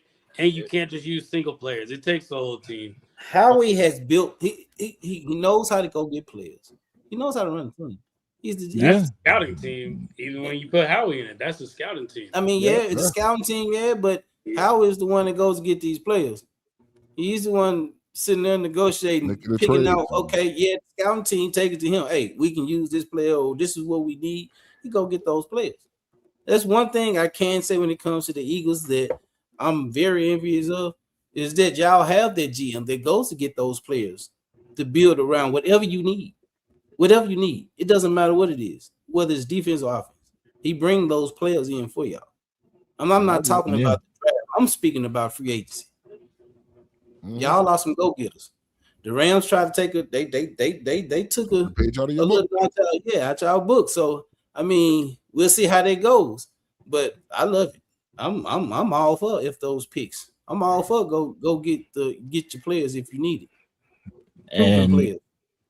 And as far as Jalen Hurts, we'll know more answers throughout the season. Exactly. You know, because he's going to be agree with that. Because he's going to be placed. He's going to be placed in a situation that he really hasn't found himself in, and that's wide receiver by committee. I mean, he might have done it his rookie season, but we'll see how the wide receiver by committee goes for the 2026 season, or if y'all will, in fact, need to bring somebody to pair with him. I'm not saying that he can't be a one, but if you don't have anybody else that may pose that type of a threat, then they're just going to double him, you know, and say, beat us with your other guy. Like, who is the other guys? But except Hollywood Brown, I know him. So Tavion Wicks. Yeah. You got Lemon. They got good pieces. They got good pieces. Yeah. They got Green good Bay. pieces. I like Green Bay. Wicks from Green Bay. Yeah. You got Elijah Moore. Yeah. Darius Cooper is somebody that's coming out of nowhere. Like Darius Cooper is going to be an undrafted free agent if he comes in. I think Darius Cooper and Hollywood Brown are kind of competing for that position right now. That's the vibe that I'm getting. For them to only play Darius Cooper for a short amount of time this preseason, that kind of lets you know like they kind of solidified him. So question, so Makai Lemon is y'all too, right?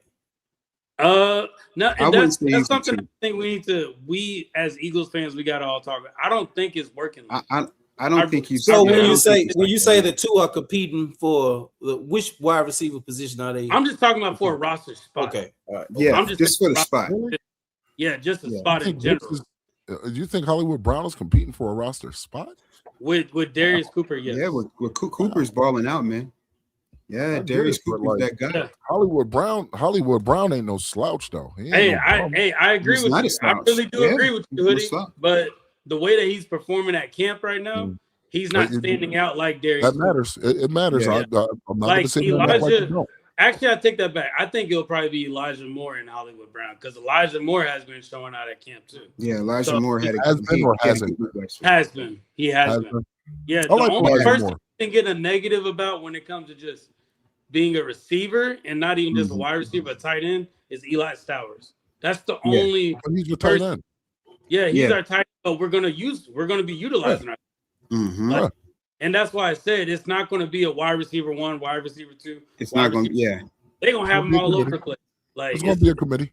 Yeah, it's going to be all over. But I can't sit up there and say this person's going to be here or the X or the Y. Like I can't. Right. Yeah.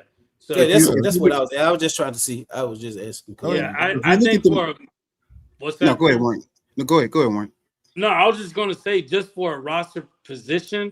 I think that Darius Cooper is making it very tough for this Eagles front office. Who's going to be how many wide receivers they're going to keep. They might try something and let Lemon be injured just so they can bring in another wide receiver. Like list him as injured, but can possibly come in just so they can do that. So we never know how we do. So Devontae Smith is one.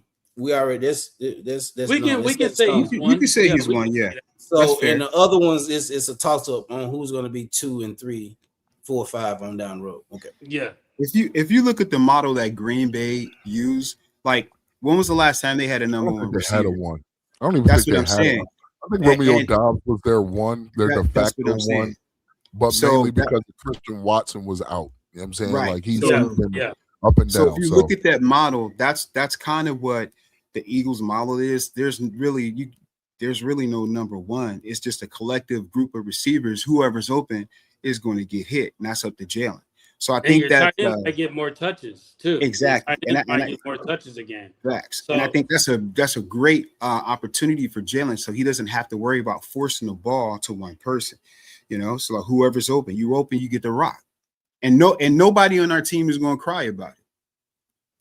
Yeah, and to kind of add to it, when they double teamed AJ Brown, they gave it to Devontae Smith. Mm-hmm. Y'all are saying now if they double team Devontae Smith, it's not just a one wide receiver that's an option. You probably got 2 other people. You got a bevy of wide receivers. You got a tight end. You got a running back out of the backfield. Yeah. So it's just we all know how the game of football works. Yeah. You know what I'm saying? Hey, I'm just saying it takes away the predictability we did have these last 2 seasons. It takes that.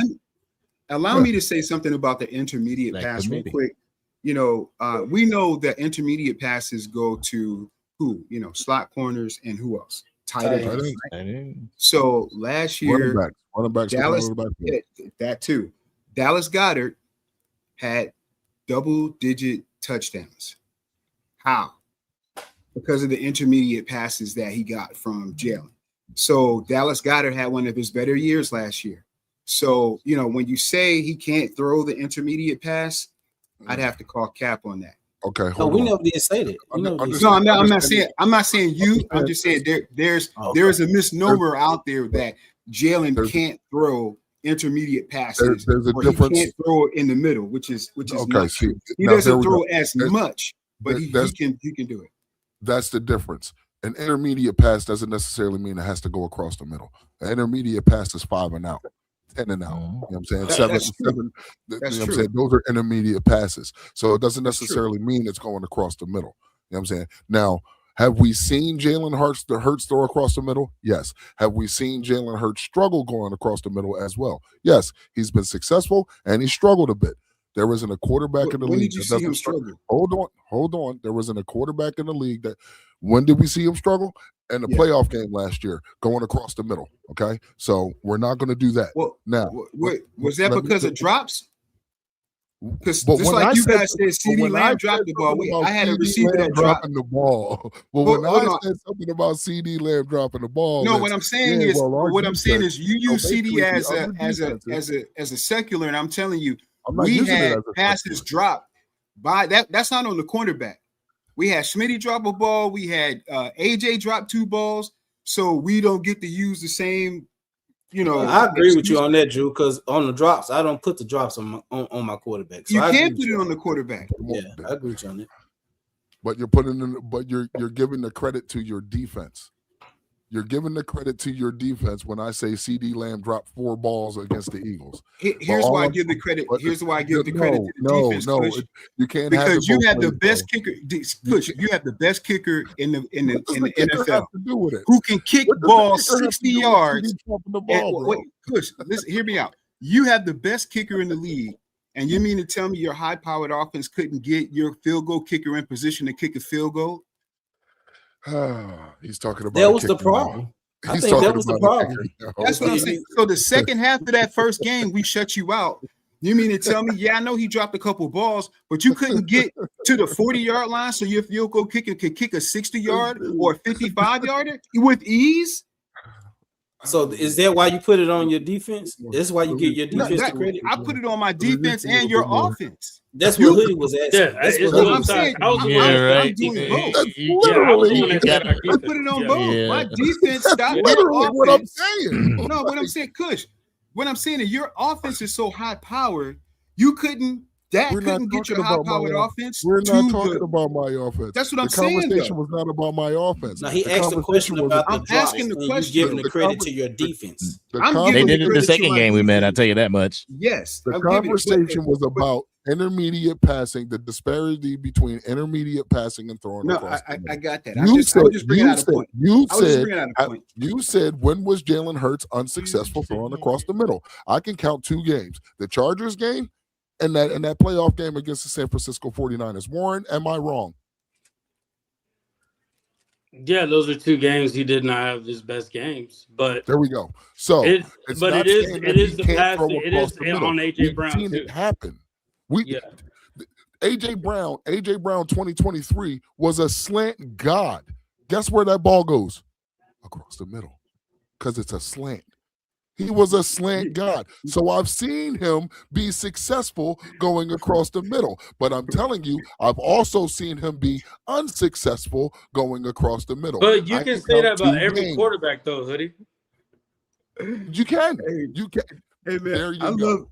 I love it that for someone that doesn't watch the Eagles, you know a hell of a lot about the Eagles. Want me to tell you why? Because we play y'all twice a year. Those are the only times I care about you. Those were the times when AJ was at his best going across the middle. The Chargers and the 49ers. Y'all played the Monday night game. That's the only game to watch. Wait, how did you know about the Chargers? Yeah, that's what I'm saying. You don't watch this, but you saw the Chargers game. You saw the 49ers game. Was it because he fumbled? I'm about to tell you how I know about the Chargers game. I believe it was a Thursday night game. Am I right? Yeah, it was Thursday night. It was a Thursday night game. That's what I do for a living. I work 2 to 10:30 at night. I work with Eagles fans. Eagles fans had the game on. Yo, Mike, watch the game? Not really. I kind of want to chill. Nah, just come watch the game. We watch the game with you because they do come over and watch my games. I sit in my little area. They sit in their little area. They'll come over and watch my games. Yeah. And on the off chance, I'm like, dude, just say you watch the game. Just say you watch the games, man. Come on. I watched that game. Yeah, it's all good, In that game, I saw your quarterback struggle across the middle. So but that was one game. You go. There's 17 games in the season. You're pushing. We gonna see you this year. We gonna see you this year. I agree with you. I think I agree. If we get a 2023 Jalen Hurts, y'all there's trouble. That's it. That's all I gotta say. If Y'all- we get a the league is in 23 Jalen trouble. I'm Hurts, looking there's forward gonna to be it. Disagree with I'm you. looking forward to it. I can't Y'all is disagree trouble. with you. I'm not even You know going what to I'm saying? disagree. I'm He was looking throwing forward down to the it. middle, the I'm deep ball looking was forward to working, it. everything. I'm looking forward to Oh, it. if y'all able to I'm get looking that forward to it. run game going, No, and 2023, not 2022. I'm 2023 looking was forward the to it. highest when he had the highest passing yards. That was the game. I'm His looking passing forward to yards it. were at his best. how many yards did Saquon have? 3,900 yards. Huh? How many yards did 3,900 Saquon have? yards. Saquon was We didn't have Oh, Saquon. We had Saquon Miles. was We had Saquon. DeAndre We- Swift. Yeah, Swift. Yeah. Then y'all, Yeah. what were y'all ranked in y'all in rushing? Ooh, I think it was we top were. 5. It was top I want to 5. say we're like the middle of the pack. We weren't top 5. I can. I If thought it somebody was can top look it up. 5. If it was top 5, that goes back to You're what I'm trying saying. hard, man. I don't. If you I can don't run think the it's top hard 5 right in No, I now. could be the wrong. ball. I could be Seem wrong. like the gods. He's trying I real can hard. admit when I'm wrong, Hoodie. I think And I DeAndre. just I think admitted when I was wrong. DeAndre What are Swift we was in the talking top about? 5 in Cut it rushing out. that Cut it out. season with y'all. Cut it out, man. I think he was What in year top was 5 that? in rushing against y'all. I'm looking it up right now. All right.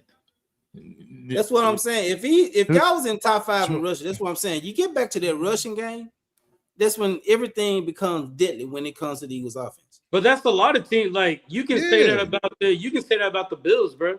The Bills can can't say win that the about game Dallas. The Bills ain't in the unless what's NFC his name East. was getting over 60 rushing yards. The Bills Like, ain't in the NFC East. They not. But I'm just saying, I'm speaking like, about y'all. This but is I'm what saying scares that's me about most y'all's teams, offense. though. That's most But I'm teams. saying, but this is what scares me about y'all's offense because I Mhm. know what Jada can do if you got a rushing attack. I know. Yeah, he probably be throwing it all over the goddamn field. Drew I've seen real it. hard. We were ranked Trying 8. real hard. We I were see ranked that 8 sweat We coming, were bro. top 10. rushing offense. I Yeah, see that we were sweat ranked 8. coming. Okay. Yeah. I mean, even the year we went to the Super Bowl the first time and lost to the Chiefs, we had what was it? Miles, what was his name? The guy you could run it Miles back. Sanders. Miles Sanders. Yeah. You know, and we had a top rushing offense then too. Yeah. So, when the Eagles rush the football, it does open up. So it's a recipe for success. You have the Eagles have a top 5, I would say top 3 defense, and then if you have a top 10 offense where you run the football, the Eagles are I'm gonna say this and I'm gonna leave it alone. I'm gonna let y'all No, talk. I do We say the want to same add this thing though. I about just that. looked it up. We say the same thing about that. It wasn't even top 10. Yeah, So- I agree. Say that again. If you guys Run ran the that back. football, Run but that- y'all throw Run too that much. back, sir. Run that back, Angry. What you just say? Huh? Yeah. What you just say? Oh, I heard you. What'd you just say? Oh, you heard? Who, me? Oh, I heard you. Oh, you know I heard you. I don't have a No, problem not saying you, it. Eagle. Not you, Drew. No, You talking about no, Angry. it You was- talking about Angry. we was talking Your name ain't about Angry, your name Drew. Jalen Hurts had top quarterback passing yards in 2023. No, not top. But I'm saying that was his best season. Oh, that was his best season. Yeah, Okay, yeah, okay. that was his best season. We didn't say it. No, Yeah. I'm not. No, I'm not doing all that. But Okay. I will say this though: the Eagles were 16th in pass defense that 2023 season. So kind of like what y'all say about y'all's defense. If we can just get in the 20, or if we can just get here, top 15. yeah. Hey, if we can just get Who said in, top 15? We said Yeah. middle of the pack. yeah, like if we can at least They get. talking about when they say top 15, Angry, they ain't talking about you. They talking about me. They talking about me. Oh, Yeah, Talking see, about that's I don't your think boy that right like that. there. That's your boy. I'm going to Yeah, they die talking on this about me. hill. But that's the Nah, same thing y'all are you saying get though. my If we defense keep from the 18 run to game the 24, I'm same, good. and if our pass game can at least get in between that 10 and 20, we can be dangerous. Just Yeah, same it's a thing dangerous with y'all. team. Same I'm thing okay y'all are with that, bro. saying. We all in the Everybody same within that boat, bro. realm. It's just We all different. in the same boat, bro. I think this NFC East is Yeah. going to be very competitive. Getting back to where we used to be, I think it's going to be very competitive. Well, I blame y'all for making the Commanders get this hype about themselves. I They didn't. had No, to no, play. no, How you no, no. blame us? I didn't know say we nothing do. about the Commanders. No, I'm saying that because we have to deal with Commanders fans now. It's supposed Yeah. to be That's the what y'all. Cowboys. Y'all did y'all. that. Yeah, No, that's what y'all Why y'all. y'all let the did. Commanders y'all. sneak up like that? How do we do that? Because y'all got the first game of the season, so y'all the target.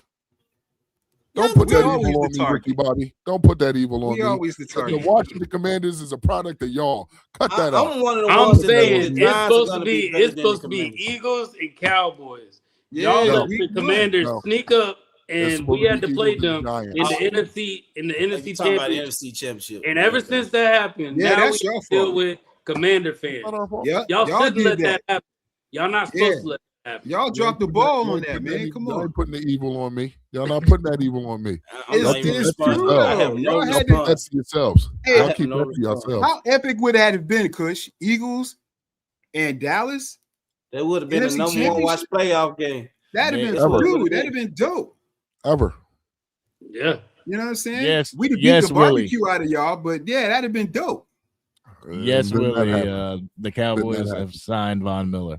I guess he doesn't remember that we ain't the Commanders. I'm sorry, we ain't the Commanders, bro. That year, y'all definitely weren't. Well, Yeah, well, we they were talking not about the when they Commanders, made bro. it to the NFC And- Championship. So yeah. And plus, Uh, They made it to a chip. What They was made it? to an It was NFC the- Barbecue championship. sauce out of They Dallas. still But it ain't was win the shit. last game of the year last year where the Commanders beat y'all. You know, y'all wasn't second- playing for anything. Yeah. And so that's probably what they going off. Well, oh, we beat you. Like, man, it was week 18. Stop it. from what I I'm heard, saying, ever Commanders- since they got Jaden Daniels, What- bro. Ever since what- Jaden Daniels, they've been coming out of nowhere. Yeah, man. Yeah, they on They y'all feeling ass. So, They got themselves. the I'm hand gonna up. tell y'all what I've heard from Y'all the supposed Commanders to calm fans them down. dealing Y'all with supposed to y'all. calm them down. This is what I've heard from Commanders fans dealing with the Eagles. Now push the Cowboys shit aside because y'all know the beef that we have. So they said that since y'all finally won a Super Bowl, y'all have become arrogant. Now I've heard this from certain Commanders fans Mm-hmm. that y'all become arrogant since y'all won the Super Bowl, and it took y'all down there 40 years to get one. Is what I've heard. Now that's not coming from me. That's coming from Commanders fans. I ain't gonna call it names, Stop but it. that's coming from Commanders fans. Stop it. I'm just saying. I ain't speaking about that one you thinking about, Drew. I can see where they're getting it from, though. I can see where they're getting it from. Yeah. Got one I right guess here. Hey, you want to speak to this one? You want to speak to it? No, I- go ahead, Mr. Eric. you know what? People through. Speak on. I think when it comes to people saying that about Eagles fans, I'll be honest. You're the vet when it comes to the Eagles, Drew. Just because I've only seen the Eagles win. Right. I've only seen the Eagles in success. I haven't seen them fall off, or I haven't seen like multiple losing seasons. I haven't seen that. So I'm gonna hand it to you, Drew. Yeah, you know what? I'll say this. My son is about Warren's age, and all he knows is winning. That's all he knows. You know what I mean? So when I speak if you ask him a question about the other teams in the division, he chuckles, he laughs, he doesn't really take you guys serious. So I would say, yes, we are arrogant, right? Because you have to blame it on our ownership for putting us in positions to where, we have a supreme confidence of, that our team is going to be put in positions to win. And it's been like that for the last 30 years. So, I mean, don't blame us. It's just like, that's just how it is, Putting positions to win especially over within the last 30 10 years, we've been carrying this division. We really have. And it's like, and I'll say this, and I'll let you have it. I'm older than way older than Warren. And I remember in the 90s, and I've said this in one of my shorts, that you guys were arrogant. We're just a carbon copy of what you were. That's what it. I was waiting for, Drew. So, That's what I was waiting for. I don't see why you guys can get mad at us because we're just being like you. And the only thing I can say to that is it's not fun when the rabbit has the gun. So the rabbit has the gun now, and he's pointing it at you. And I'm saying, yes, I am arrogant. And until we fall off, we'll remain arrogant because we win. I mean, I'm not gonna. That just makes the fall even sweeter, bro. Because Yeah, it's social make it media. even That's all it is. It just magnified because there's social That's media. what I'm saying. You know, the fall. You looking for the fall. You know, I want you to come I up. don't care I about want the y'all fall. to. I want y'all to come Sure, up. you do. I want you to come up to the standard. You No, do. you don't. No, you Come don't. on, No, you That don't. for No, you real. don't. Now Like, you lying. stop that bullshit. lying, It sound Drew. You good. Come don't. up to the standards. Come up. It sound good, bro. Eagles Drew, Come up. what you just did was lament that you've already come up to our standards. Welcome. It's nice to have you. Wait, what You're still at the standards? kiddie table, enjoy So you your mean- ice cream. So 14, 19, and 1 is your standard? Because that's what you guys been the last 2 5 years. Super Bowls is our standard. No, 4 playoff games in 30 years 5 is your Super Bowls standard. is our standard. That's not your standard. 5 Super Bowls is our standard. That's not your Because for standard. 50 so I Because have you know a what? question, though. for 53 Go ahead, years, Warren. losing How- was how your is that- standard.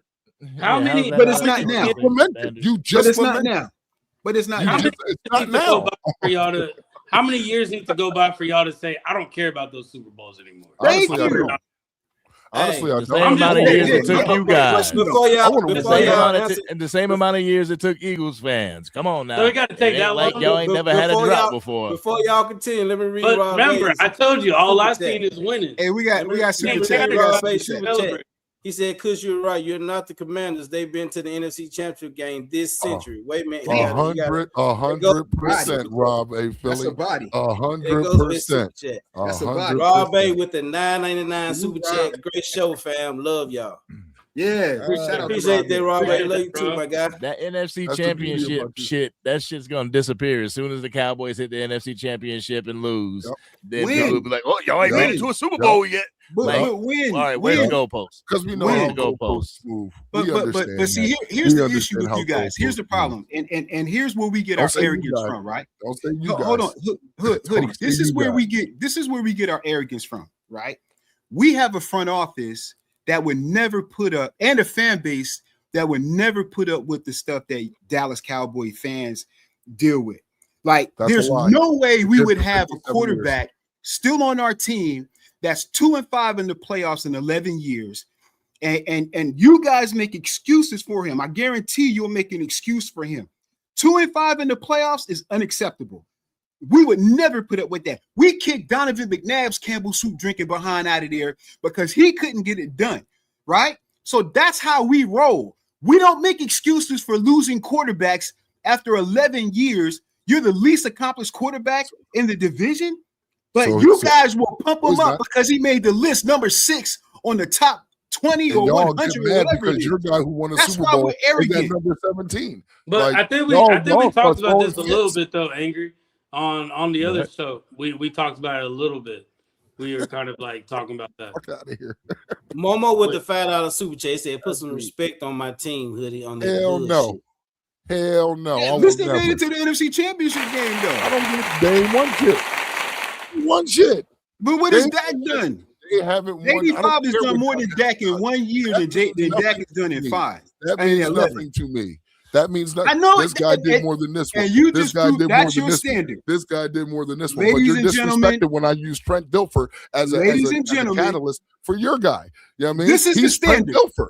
This He's is the Trent standard, Dilfer. ladies and gentlemen. He just said that Like, doesn't mean he's Trent anything to Dilfer. him. That's the standard. So It ain't 5 Super Bowls. we've been on. It's that you don't care. We've That's been the on. standard, ladies and We've been gentlemen. on 2 hours. I got What? one final question before, You're trying real hard before we get off this. real hard I over got there. one final Get that question question out, Lloyd. before we end this. One final question for the panel. All right. Are the Eagles still the standard of the NFC East? You said standard? Yeah. Go ahead, let them go. You Yeah. you go good, Andy. No. We can see. No. No. One Eagle, one sir. Eagle, then Cowboy, then one Eagle, then Cowboy. That's how we're gonna do it. Come on, No. man. You Let's- can't no. make this up. You No. say what you say, Hoodie? No. Why? Explain why. They Explain Can I stopped hear being the why? standard. They Yeah. stopped being the standard when they didn't go to a Super Bowl. They are not the standard. They are not the standard. Right now, the standard is Seattle. That is the standard. Is it not? Of the He's NFC in the East. division. Of the NFC in the East. division. No. No. And why not? Come on, man. Come Because I on, don't man. feel What are like we they are. doing here? I just don't What feel are we like you are. doing? I don't think that you are the standard. We know. I really don't. I don't think You that know. you're the standard. Drew, give me a rebuttal because I know you don't agree, but give me a rebuttal. Listen, God damn. Stevie Wonder can see that the Eagles are the standard in the NFC East. We have been the standard for the last 30 years. So listen, let's not kid ourselves. The last team to win back-to-back NFC East titles was the Eagles back in the early 2000s, and my quarterback just did it again. Again. So the Eagles are the standard. If we weren't the standard, you wouldn't have went after Christian Parker, someone on our staff that you're hoping to bring that standard success to your team. That's So, not no. yes, No, we are. Hold on, Lloyd. Before you go, What that's are funny. we talking about No, here? no. That's What funny. are we you say talking that. about here? That's funny. That's funny you say that. Why did you go to New Absolutely, York? it's the Why did you go to New York? truth. Why did you go to New York to get Saquon Barkley? Why do we? To get a running back that was That's like that was a high it's risk. That was a low risk, high reward. That's it's why. he's a generational player. Why did you go? Saquon Barkley was a low risk, high reward. Why did you go to the Chargers and pluck the offensive coordinator from So them? wait a minute, Hoodie. So did we not make it to the Super Bowl without Saquon Barkley? Did we not win a Super Bowl without Saquon? Yeah. What are you talking about, bro? What are you talking about? With a guy you picked up from somewhere else, 100%. Why did you go get Christian Parker? No, but hold on, Hoodie. Who is the standard in the NFC East? I don't think there is a standard in the NFC East. It's Stop about the to be cat. made. Stop the cat. I don't think there is a standard in the NFC East. It's about to be made. So it discredits the whole question then. Yeah, 100%. I think question, bro. the whole thing, because Eagles Drew, you said something like, why did you go get Christian Parker? I don't believe the Dallas Cowboys were sitting and it was like, the Eagles are the standard. Let's go get somebody from their defense. You know, they thought about Vic Fangio. What? Go ahead. Yeah, I'm listening. You know, they think about Vic Fangio and his disciples. I mean, it's not like they just went right to the Eagles and was like, bam. And just because we get a coach doesn't mean that we want to be like the Eagles, because that's a narrative that I've heard. I've even heard you say that, Drew. Like, we're not trying to be like the Eagles. You got talented staff. That's just, I guess, like trading for Saquon Barkley. What, y'all want to be like the Giants, or getting Kellen Moore from the Chargers? Or you want to be like, no, y'all saw a good coordinator, you got him. So I think with this whole standard thing, your organization as a whole, let's start for validation. It's a great example. Yes. But why did you guys go get Quinnen Williams? Why did you go get Quinnen Williams? He didn't come from y'all. Because we could say That's that. whoa. Because we could say that a dope defensive tackle can win you a Super Bowl because it worked for Kansas City first. So when we say that about, we don't look straight at the Philadelphia Eagles. Yes, you guys got good defensive tackles, but it's not like they're over there, you know, checking off their roster saying like, what do the Eagles have? Oh, well, we got to get this. What, like Leonard Williams? No, I think that disingenuous. I don't want to cut you off, Angry. But I like, are you still going? I was just gonna kind of add. Yeah, I'm sorry if I cut you off. My apologies, man. Yeah, I wasn't able to land my plane anyway. My bad. Go ahead. I'm sorry. Go ahead. No, go ahead, Andy. Say what you gotta say. Yeah, go ahead, it's gone now. I'm sorry, man. My ahead, apologies. No, but one thing I was gonna say, and I think everybody on here can agree, the Eagles have developed the players that they've had in the last 7 to 8 years. They've developed players. Yep. Like they develop players, and the fact that we've developed players that have been 4th, 5th round picks, even deeper than that, we've been able to keep a standard and the expectation of we bring players in, we develop them, we keep them, we let some walk, and that's just how we keep moving. I think that's a standard that you uphold. And I feel like to keep that standard, you have to have coaches in place like a Vic Fangio, like a Christian Parker, and y'all see that we are doing that, and you say, hey, we don't want to be like the Eagles, but they're doing something over there to where they're developing players, and they're not having to go after big names. They can bring in somebody and get them to develop and bring them where they need to be, So let's bring in Christian Parker because he's had a taste of that and he can bring that to what we're doing. I feel like bringing Christian Parker over for y'all is not so y'all's defense can just be dominant off the bat, but so y'all can keep developing players and keep that same rotation going year after year after year. That's what I think y'all picked him up for. He was an investment for y'all. He wasn't just a, hey, let's win now. It's an investment, and it's going to take a minute. That's go ahead, Angry, because you said you want to say something. Yeah, go ahead, Angry. Go ahead, Angry. No, yeah. It's definitely from the success that he has had in Philadelphia, but it also goes to the success in Denver. You know, the people that he's worked with. He just so happens to be under Vic Fangio, and he has worked with Vic Fangio over the years. So yeah, we're gonna poach him. But like I said, there's a sense of arrogance when it's being said like y'all want to be like us, and it's kind of a copycat league. You know what I'm saying? So it's like not trying to be like, we're trying to be winners. So you could say we're trying to be like Seattle, trying to put together a team that can actually get to the Super Bowl and get it. Yes, y'all happen to do that 2024, but that doesn't mean that you're top dog still. And if we were trying to be like y'all, it would be like you did last year, the wild card exit. We want more than that. I'll say this. Right. But the question was the NFC East. I'll say this. Yeah, it was the NFC East. I'll say this. We are not trying to be like you. We don't want to be like you. We want our own standard, our own brand. Okay. Bringing in Christian Parker from Vic Fangio, not from Philadelphia, because everywhere Vic has gone, from Miami to Denver, now to Philadelphia, there's only one dude that he's called on. Only one, Christian Parker. If you don't believe me, go look it up yourself. Okay? Everywhere that Vic has gone, from Minnesota, from Denver to Miami, even when he was in Green Bay, when Christian Parker was in Green Bay with Marcus Dixon. You know what I'm saying? See, that's something you didn't know. This was well before the Eagles.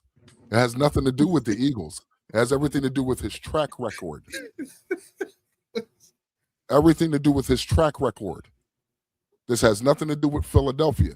That's where I have the issue. And honestly, it's really not an issue because we're going to get whoever we want to get to coach our team. Now, if y'all feel as though it's reminiscent to y'all, then I encourage you to feel that way. Me personally, if you're asking me, Hoodie Kush, I don't give a damn about how you think of the guys that we got or how we got them. All I know is we got a coach. We got a coach who's bringing in a good system and he's working for what we see right now. We don't know what's going to happen tomorrow.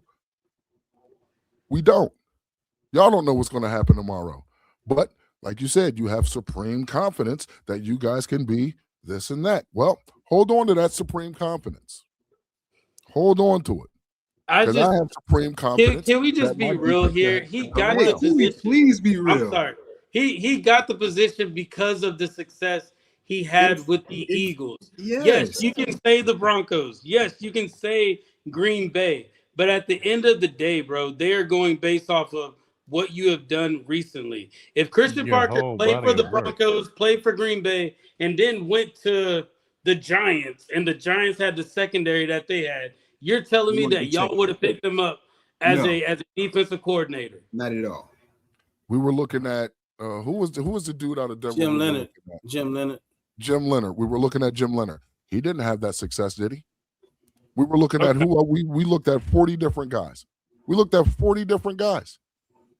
Y'all didn't even know who CP was until we told you who CP was. Shoddy settled on Christian Parker because Christian. Y'all didn't even know who CP was. I didn't. You weren't the only one, Lloyd. You weren't the only one. I'm being for real though. Like y'all really. So let's say however many years Christian Parker was with the Philadelphia Eagles. If he was not with them and he was with the Broncos and went to a different team and that team was not successful, would you feel as confident as you were about your secondary and the changes your defense is going to have? I wouldn't. wouldn't feel confident. Just like I didn't feel confident with Eberflus when he was with the Bears. Okay, and we got him as a defensive coordinator. I wasn't. But you know what I mean. Hoodie, you know what I mean. I wasn't even confident with Zimmer and he was in Minnesota. Okay, I wasn't. Would you be optimistic then? Would you be optimistic about your defense? If I see tangible reasons to be optimistic, yeah, because that's who I am. Yeah. If I see it, I'm going to be optimistic. If I don't see it, I'm going to let you know about it. Yeah, like these hypotheticals is like, what if he was on a bad team? Well, I'm using that because he wasn't on a bad team with the Philadelphia Eagles, which was good. Mm-hmm. And it depends. Like if it was the Jets, how was the defense? Was the defense really good? Did the offense stink? That's why they didn't go anywhere. How did the DBs look? Because that's one of the reasons why we hired Christian Parker, because of his expertise in the DBs. And so no, I agree. I'm not disagreeing with anything y'all are saying. Everything that y'all are saying is valid. I completely agree with that. But you're saying the success that they had did not heighten and like actually put his name out there. Like Cooper DeJean, of course it does. Of course it does. In the way they elevated, like they elevated just like Christian Parker elevated. But I'm telling you, if he did not go there, y'all would not be as optimistic and as excited about what your defense can be if y'all didn't see what the Eagles looked like. Like I'm not saying y'all copying us. I'm not saying that's what it's full circle. I'm not saying copying or none of that, bro. You will be excited. You would be excited about that. What about Sean Mannion makes you excited about your offense? I'm not excited. We're curious. We're curious. Nobody. You don't hear any of us. So we can't be curious. So we can't be curious about our defense. Hold on. What is going on? Wait a minute. Lloyd and Angry. You guys really that have you heard any Eagles content creator? I don't listen to you. That's why I asked. I left you out because you don't watch. You don't watch. Have you heard any other content creators bigging up Sean Mannion? You know, or we saying, oh, if we can get middle of the pack. We just been saying we're curious to see what he brings. We don't have any expectations, and that's how we're going into it. We don't know what we're going to get, but you don't hear me saying if we can get top 15, top 10. No, all I'm saying is I'm curious to see what we have and what he's going to do with it. My only comparison has been, I think that Mannion is he's in more a pressure situation than CP is, because I don't think CP has the horses, and I believe that Sean Mannion does. That's been my only comparison. Yeah, you're right. I haven't heard much Eagles content speaking about that, but the thing I heard you say was he's coming in driving. All he got to do is just drive a Ferrari. That's it. Contradicting. I've said that. I'm not backing down from that. And so at the end of the season, I don't want to hear this shit. Y'all had a squad. Y'all had a great team. If we ain't got the horses, listen, Angry. I could be wrong, Angry. All I'm saying is when I evaluate the Dallas Cowboys defense, and I evaluate every level of the defense, I'm not convinced with your front seven. I think your edge rushers are suspect. I think your linebackers are suspect. I think you have linebackers that are playing out of position. I look at your corners. I don't fear your corners at all. I don't see how I think other than the Eagles, the rest of the division's corners are suspect. You have nice safeties. Downs is unproven. And the kid you got, the free agent you got, he's solid. But when I look at your defense, I'm looking at below average defense. And I'm not saying me and Drew disagree at though. Yeah, I'm not trying to cap. Disagree. I'm not trying to cap. I'm looking at the talent. I don't see the talent. And I could be wrong. And guess what? I'll be the first to admit it. No. Me and Drew do disagree on this because I got the Cowboys going to the playoffs. I got y'all going to the playoffs. I truly think, as much as I hate it, Caleb Downs is going to be a generational safety for y'all. Like, he is going to be a really good safety for y'all. Now, the only thing that I look at it is, okay, y'all can get to the playoffs. How far can you go to get there? That's it. Like, I'm not saying y'all are just going nowhere. Like I want to do a debate with y'all because I see where y'all have the potential of going. Because I think getting Christian Parker is gonna make y'all's defense, y'all's players are gonna play more into scheme, and he's gonna make your players smarter on the defense. And y'all have the developers on the coaching staff to get them there. That's why I said, like, I'm not gonna say y'all just trash. Warren, I'm not saying go back to the other one. Go back to the other one. I'm not saying you trash. I'm just saying I don't think you. I think honestly Dallas will see the results next season. I think your Drew defense doesn't think y'all have the horses. He don't think y'all got the horses for it. Yeah, that's what I could be wrong. I don't think you got the horses. I think next year you guys will see it. I'm gonna say this: Carlito Cash with 1,000 jewels, and also appreciate that, Carlito. And also we got Linda Conyers, and I'm finna read. Appreciate the $5 super chat. She said, "What makes us excited about Sean Mannion's that Josh Broussard is there with him. Also, pay attention. You might miss something with this team." So I'm gonna say this. Bars. And to speak on what Warren was saying, I'm not speaking about the playoffs right now. I've been saying this for the longest. We need to win NFC East Division. We need to win that first. Ask me that question when the playoff starts, because right now I can't speak about the playoffs. We didn't make it to the playoffs last season. We need to win the NFC East Division, and that's how I look at it. That's my mindset. That's the goal for me when it comes to the Cowboys at this particular time. And then I talk about the playoffs when the playoffs start. And I'll tell y'all what I'm expecting. Because if we make it to the playoffs, I'm expecting for them to get to the NFC Championship. At least. But right now, the goal is to win the division. It's always to win the division. You got to take care of your division first before you speak about playoffs. And that's just how I look at it. Can I expound on something that Drew said earlier, not too long ago? Why did we go and get Quinnen Williams? Okay, I'll answer that for you. Because for the past, say, decade, we have completely, like, we have not taken DT serious. And when you haven't taken something serious for so long, at some point, you're going to have to take it serious, especially when you look across the NFL, not just the NFC East, but the NFL, and see that successful teams have a stout interior defensive line. Chris Jones, number one. Leonard Williams, another one. Jalen Carter and Jordan Davis, of course they're in there. Dexter Lawrence, he just went to Cincinnati. Yeah, he was on a crap New York Giants team, but to say that he wasn't a thorn in your side would be a lie. You know what I'm saying? DTs matter. You need interior. You need interior defensive linemen. That's why you go out and get Quinnen Williams. Mm-hmm. Did he? What impact did he have on the Jets? He was a Pro Bowler. What, four out of the 7 years? What? No, I mean for the team. What the team? What success did it? What success? And he wasn't all. I mean, we know the Jets suck, dude. Hold on, no. I'm pushing back. You said when you have DT. Chris said when you have a solid DT, then you know that improves your team to be a playoff contender. He led them to have a top 10 defense at least 3 years. But did they, how many playoffs did they make it to? He never made it to a playoffs. Bro, the team was it's proud. the whole team.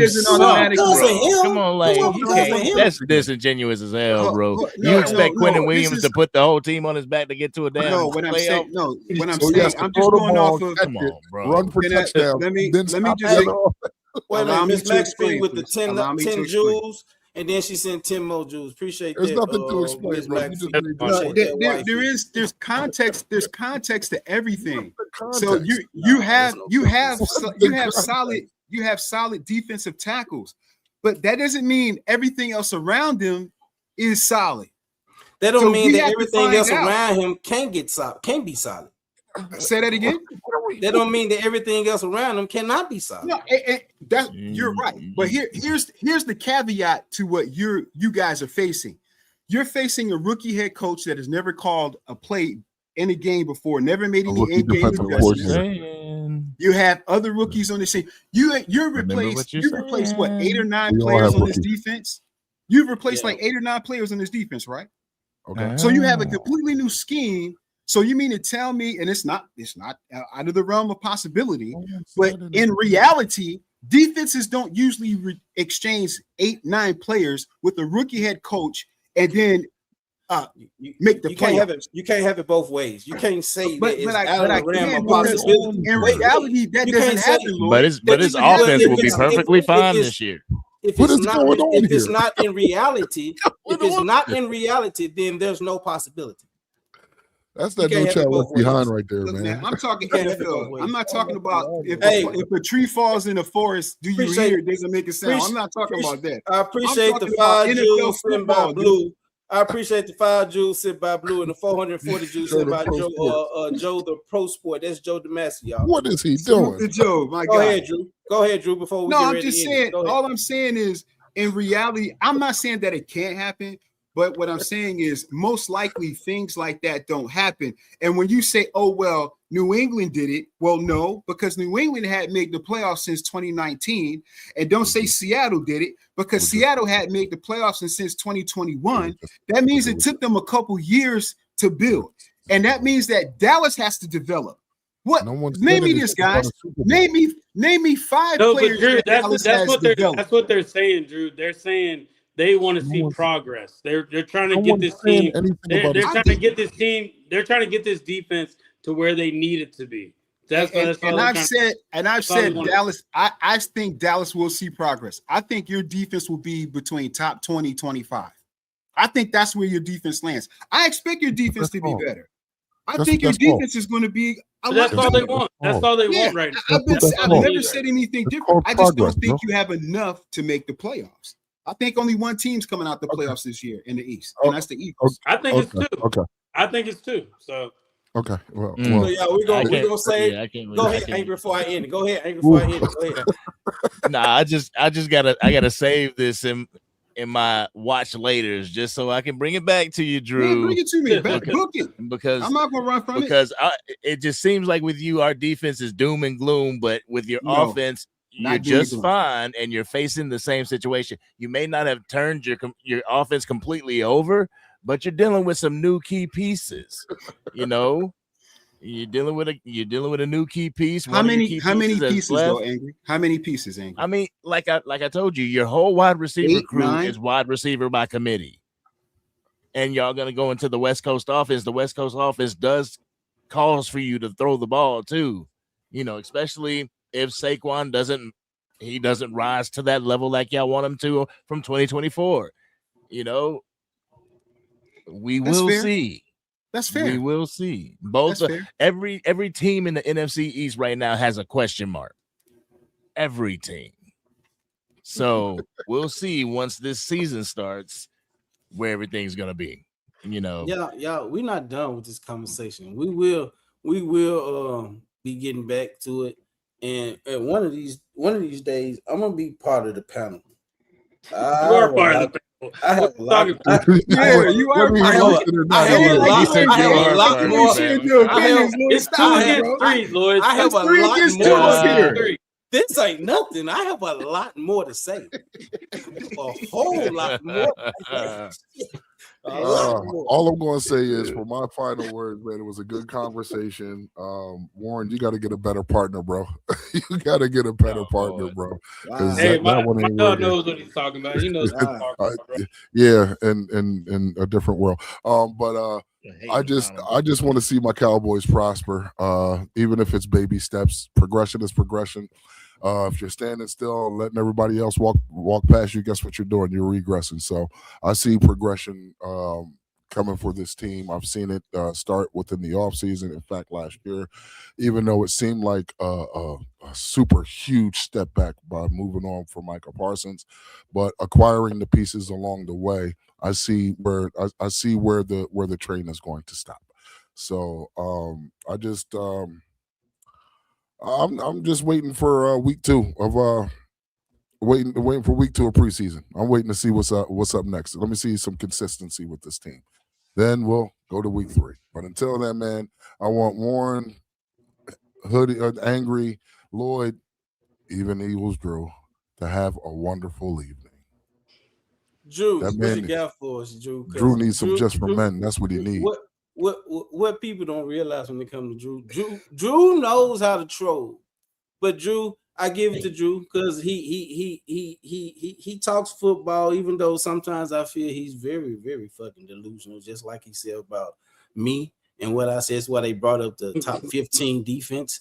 And he really wanted to say top 10. He really wanted to say it. But I enjoy the conversations with Drew. I love hearing Drew talk. He pisses me off sometimes, but I mean, we get past it. Go ahead, Drew. Hey, listen, nobody can get you more upset than your family, right, Lloyd? Yeah, So, right. y'all family. So, listen, look, when I say stuff, some of you guys may not like it, but I try to come from a place of, of understanding and knowledge. I'm just giving you my opinion. Like it or not, I'm sorry. It is what it is. I'm not going to apologize for it. Kush, I appreciate you. Glad you're here. Angry. Me and you rock. You're my guy, Lord. I appreciate it. Warren, my man, always a pleasure. Everybody in the chat, I want to thank y'all for coming out and support all the channels. Please continue to do so. And look, all this talking we doing, it all goes to the side when the season starts in about 3 weeks. So whatever I say, I stand 10 toes on it. Because I had that supreme confidence, like we talked about earlier, So I'm not going to shy from anything. If I'm wrong, I'll stand right here and say I'm wrong. So that's all we got. Let's go Birds. Eagles Nation, stand up. Angry, what you got for us, Angry? Man, nothing. Nah, I appreciate it. Nah, man, I appreciate everybody on the panel, everybody doing this, coming together. We can have a good conversation as rivals, you know what I'm saying, NFC East rivals, but come together and still be family. I appreciate everybody here. I appreciate everybody in the chat, keeping it respectful, rooting for your team, but keeping it respectful. Like I said before, there's a lot of question marks in the NFC East right now, so I'm not going to take any game for granted. It's one game at a time, and hopefully the accumulation of those wins, if we can stack them, can get us to the playoffs. Trying to see progression, and progression to me is making it to the playoffs, but I'm not going to put that expectation out there because I want them to show me what they got. And if the playoffs is what the Cowboys got, then they're going to show me, But until then, week 1 and week 2, we can get a leg up in the NFC East if we can just go out there and handle business. 2 division rivals, 2 weeks in a row. So with that being said, man, we'll meet back here. We'll reconvene back here when the season starts. And, when we done went through about 3 or 4 weeks. Yeah. Warren, what you got for us? Hey, it's always fun coming on here talking ball. Everything we say, fellas, is going to get redundant just because we haven't seen any, true football being played yet. That's true. We're all going based off of what we've seen, what we've heard in the past. But it is just good just talking, just coming on here and debating. I like to debate. So I'm glad we were able to all do that.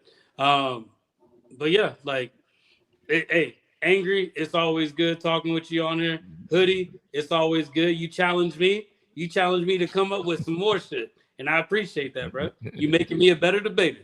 And Lloyd, hey, I appreciate you inviting me on here. And Drew, You already know.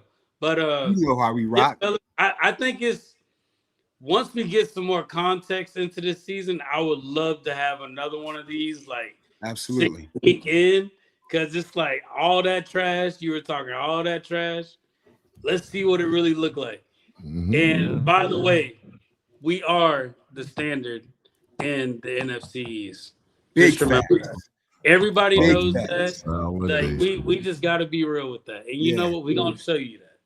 If you don't believe it, we're going to show you. A Hall of Fame. A Hall of Fame basketball player said these. A Hall of Fame basketball player said these words: "When you're good at something, you're going to tell anybody, but when you're great at something, they'll tell you." I want y'all to have yourselves a great night. Okay. So with that being said, to the chat, I'm letting the chat know that's over on the Next Level Sports Lounge. I'm not finna totally in. I'm finna allow my panel to come in, and we finna talk these Cowboys and Von Miller for about an hour or so, and then we're gonna hop off. I just wanted to end the clash, but I do want to give my Cowboys panel, my chat time to come in and talk about this Von Miller trade while we're still here. I mean, this Von Miller pickup while we're still here, because if I end it, it's gonna be over for me tonight. So I appreciate Warren, I appreciate Drew, I appreciate Hoodie Kush, I appreciate Angry Cowboy, and they will be back, y'all. They will be back. So hey, stay tuned. Stay tuned, y'all. Appreciate you guys. So with that being said, all right, y'all. I'm opening up the slots for the panel to come in. Eagles, Drew, you are entertaining, sir. You are entertaining. You're wrong, but you are entertaining. You are super entertaining. But I'm about to be out of here. I got some smoking to do. Appreciate you guys. All right, fellas. My guy. And I do shout out to Blue. Blue is the tech guy. Producer. He's the producer. Yes, sir. Look, I'm telling you something. Thank you. Blue his backgrounds are like none other. He puts everything together, and yeah, he's the man. He's the man. Jimmy Iovine over there. I gotta get up out of here, y'all. I appreciate it, y'all. I'll holler at y'all later. If y'all still on, I'll get back on. Yeah, I'm probably gonna be on for an hour because I'm finna allow the panel to come in and we finna talk Cowboys football. Heard that. Well, you know what? If that's the case, I'm gonna stick around. But I gotta step off. I gotta step off, player. I gotta step off for a second. Oh yeah, go take your break real quick. Yeah, you're just gonna see. You're just gonna see the sign back there for Drew. Hey, Hoodie, though, before you go, I had a question, though, Hoodie. Ask for help. I had a question for you guys. With the signing of Vaughn. I think Drew's muted. Oh, can you hear me? No, you ain't. Can you hear me? With the signing of Von Miller, does that mean Crosby's out? Warren, we can hear you. Okay, so you're asking me. You're not asking the Cowboys. You're asking I'm asking all of the. I'm asking Cowboys Nation. No. You're asking me. You're not asking Cowboys Nation. No, he actually phrased that. Cowboys Nation. My answer is Cowboys Nation. Well, Drew, you ex Hoodie because my bad. Cowboys Nation about to come in and we finna talk about this. So, okay. So since you're asking me, this is what I'll tell you. I never wanted Max Crosby. If you ask me, I would like to go make a trade for Vita Vea to ensure that you can't run on us. That's just me. I never wanted Max Crosby. Okay. That's just me. So that's just now me. the question to everybody else: do you think that means what's up, guys? Hey, what's up, Joe? Wait a minute, Drew. My panel ain't even came in yet, Drew. Give him my bad. Hey, do you need me to hop off, Lloyd? If I need to hop off, I'll hop off if somebody get on. I think you guys are good. Let me see. I want to give you a panel chance to get on. If I need to jump off, I'll jump. Yeah, off. both of y'all hop off, and then once they come in, then y'all can come back in because I do want to allow them to come in. Yeah. No worries. But I just wanted to put that question out there, y'all. Hey, God bless, man. That's gonna be the first question, Drew.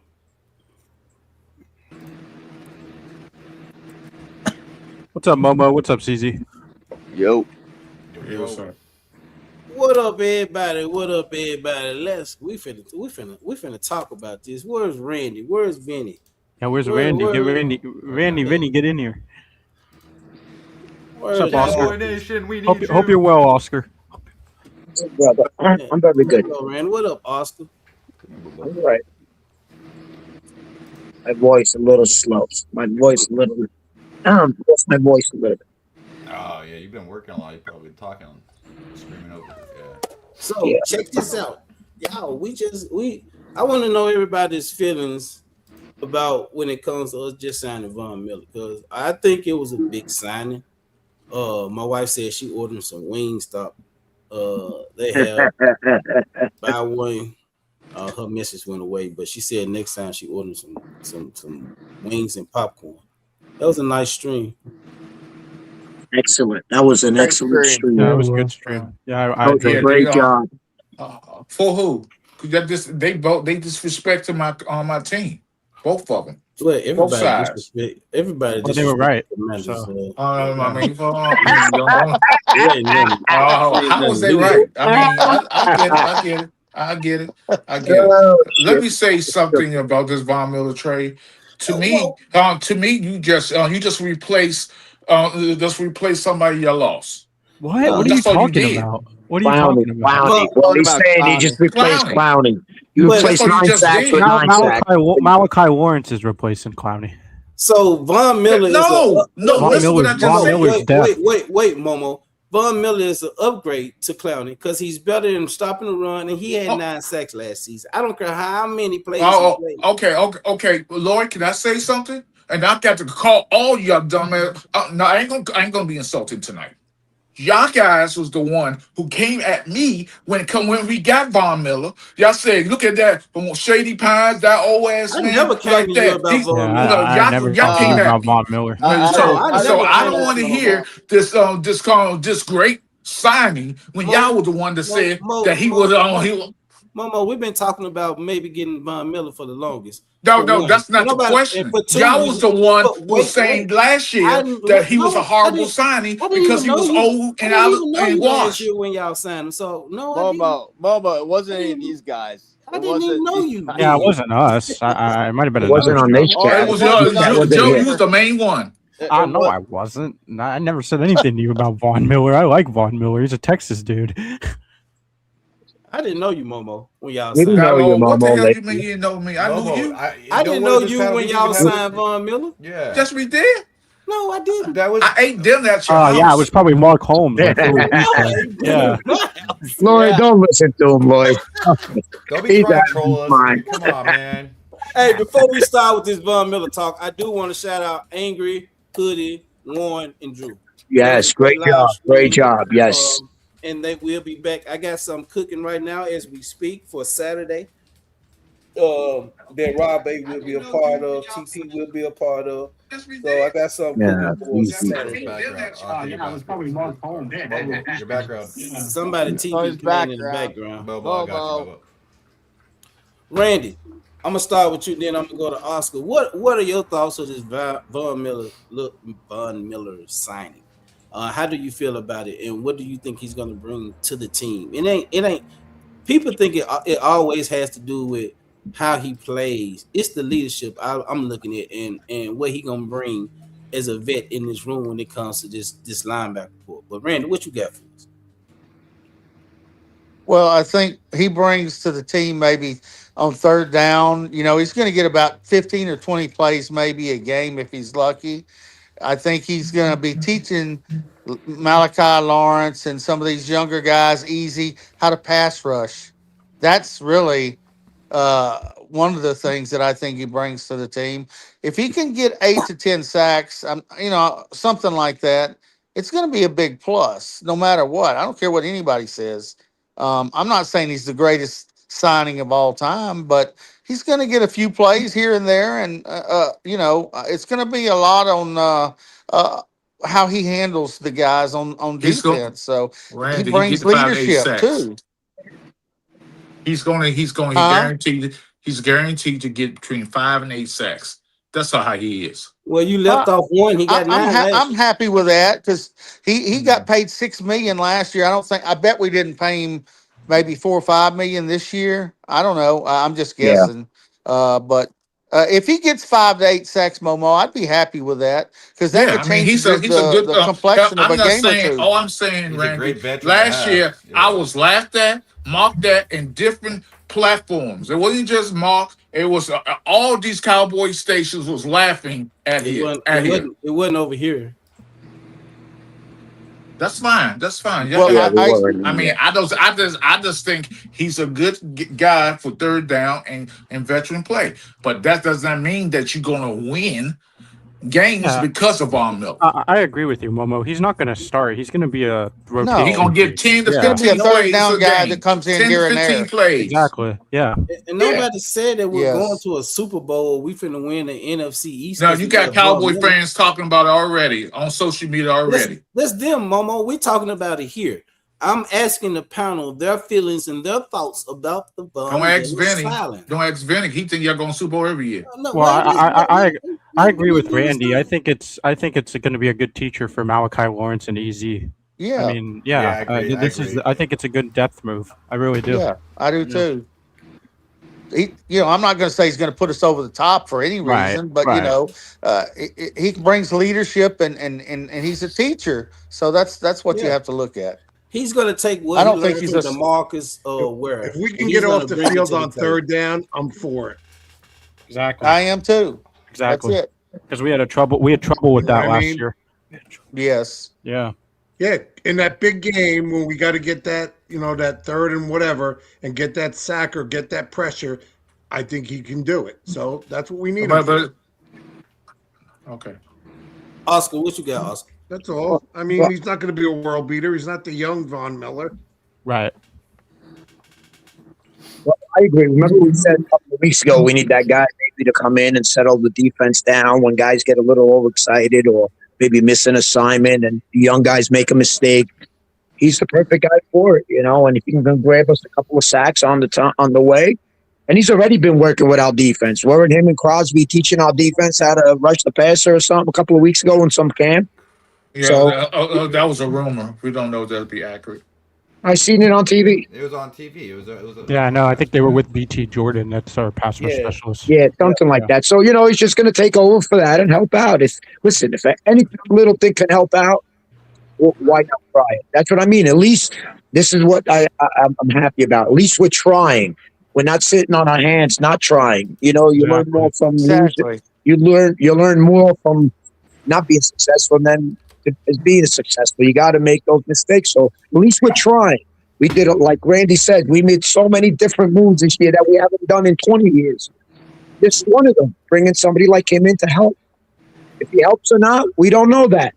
Like, the chat was saying on the chat you guys just had, everything's speculation and everybody's just hopeful. All our teams have question marks. All our teams have improved.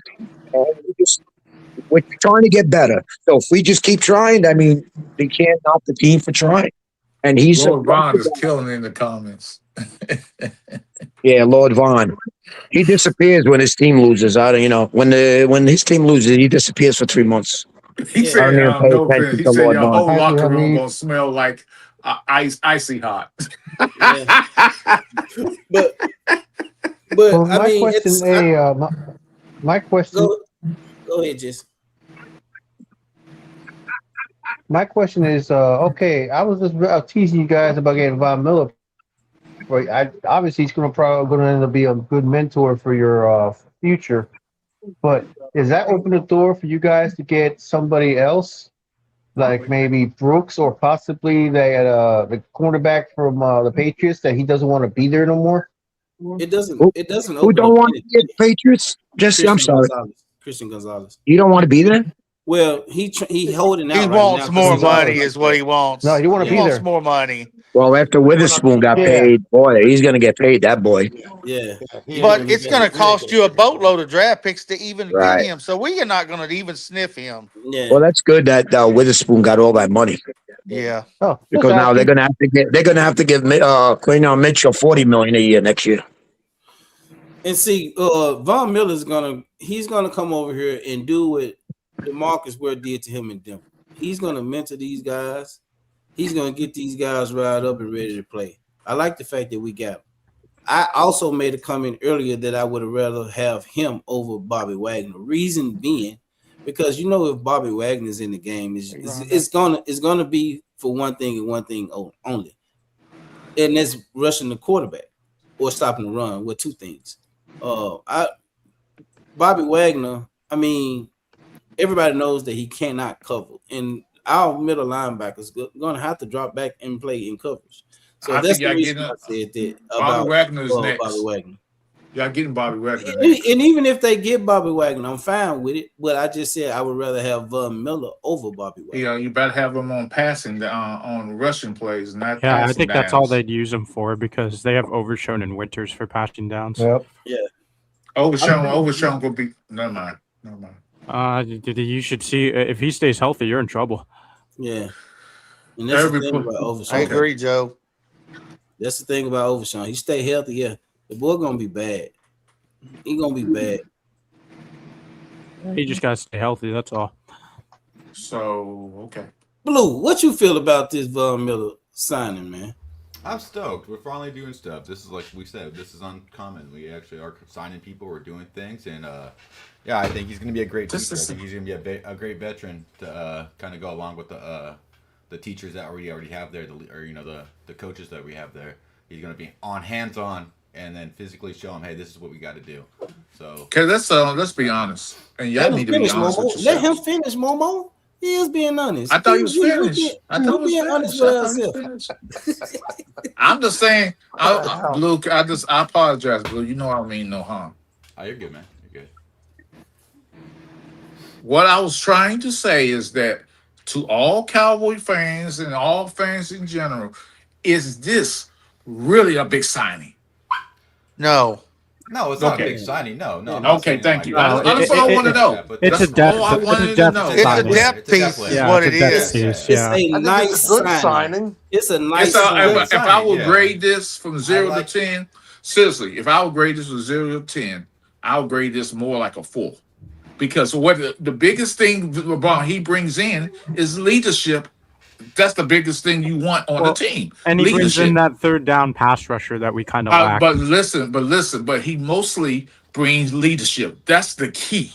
But that's what this defense kind of lacks in a way. So I'm not mad at it. No, I'm not disagreeing with it. I'm just saying I don't think it's an all be all sign. I think it's. I agree. But it's a 4. It's not. I want he'll be a rotational piece. That's all. Wait a minute. For the reason that you just mentioned, Momo, is why I would give it a 5 or 6. Because we spoke about culture changing. We spoke about leadership. This is what is happening in front of our eyes. Everything is changing. Everything is changing. The leaders that we have, you laughing right now, but the leaders but look at the activity. Lloyd's right. Yeah. Look at the activity this team's had compared to other years. We got multiple leaders on defense. We got Quentin Williams, we got Kenny Clark, and now we add Von Miller to that. Like we have leaders to lead this defense. Okay, here's a question. I'm just gonna ask you a question, Lord. This is just a ordinary question. I'm an average Joe out here. I'm just trying to do right by others. Right. Well, I just want to ask. This: when you have too many chefs in the kitchen, sometimes it ain't a great thing. Well, I'm just saying. Too many leaders. Leaders lead different ways. I'm just saying. You can never have more than enough leaders. Yes, you can on a football team. You absolutely can. No, you can't. Eagles class. Not on a defense. Eagles class. You know this. You played football before. What Eagles clash on defense?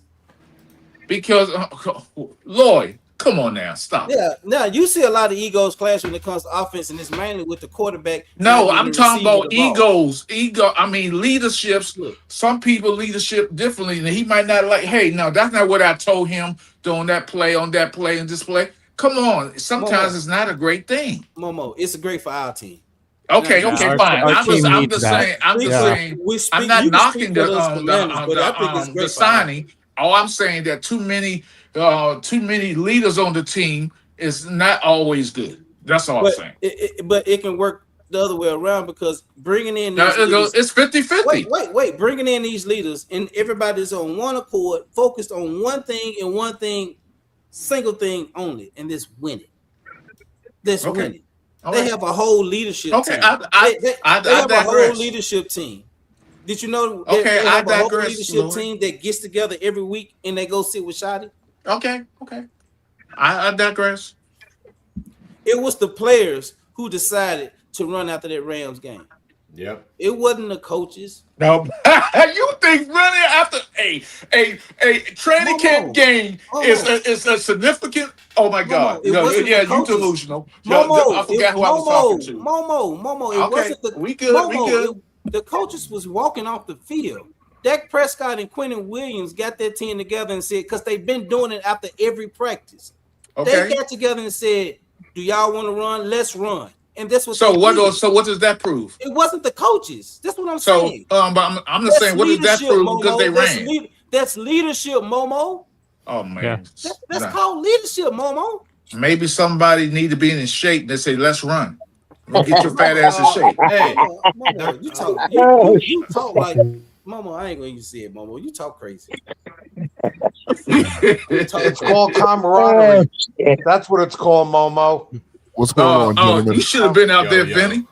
Camaraderie. I would run right alongside them.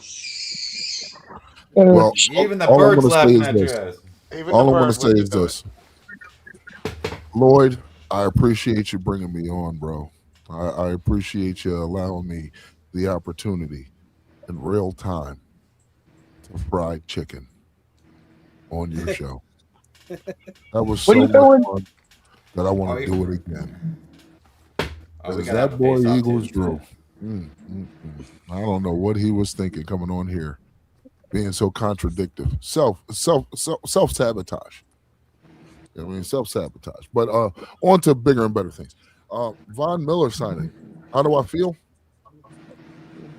Okay. We got an elder statesman. We have a veteran in the room who can also help bring along Malachi Lawrence, depending on who we decide to move on from Sam Williams. Maris Leofau, you know what I'm saying, help bringing along those guys. I mean, and again, it all depends on who we move on from Sam Williams. So bringing on Von Miller doesn't hurt. You know what I'm saying? I'm not going to be so hyperbolic as to saying, oh, it makes us so much better. He's not going to be playing that many snaps, guys. He's going to be playing impactful snaps, but not very many. You know what I'm saying? Yeah, that third down pass rusher, right, Hurdy? Pretty much. Yeah. Pretty much. Third down guy. He's going to come in on a package. You're probably going to see a combination of probably him and Rashawn, him and Marist, him and James Houston, him, Malachi. You know what I'm saying? Like you'll see a combination. And there'll be combinations of that all throughout the season, not just with Von Miller. You know what I'm saying? But does it help? Does it give you some veteran presence and some veteran experience?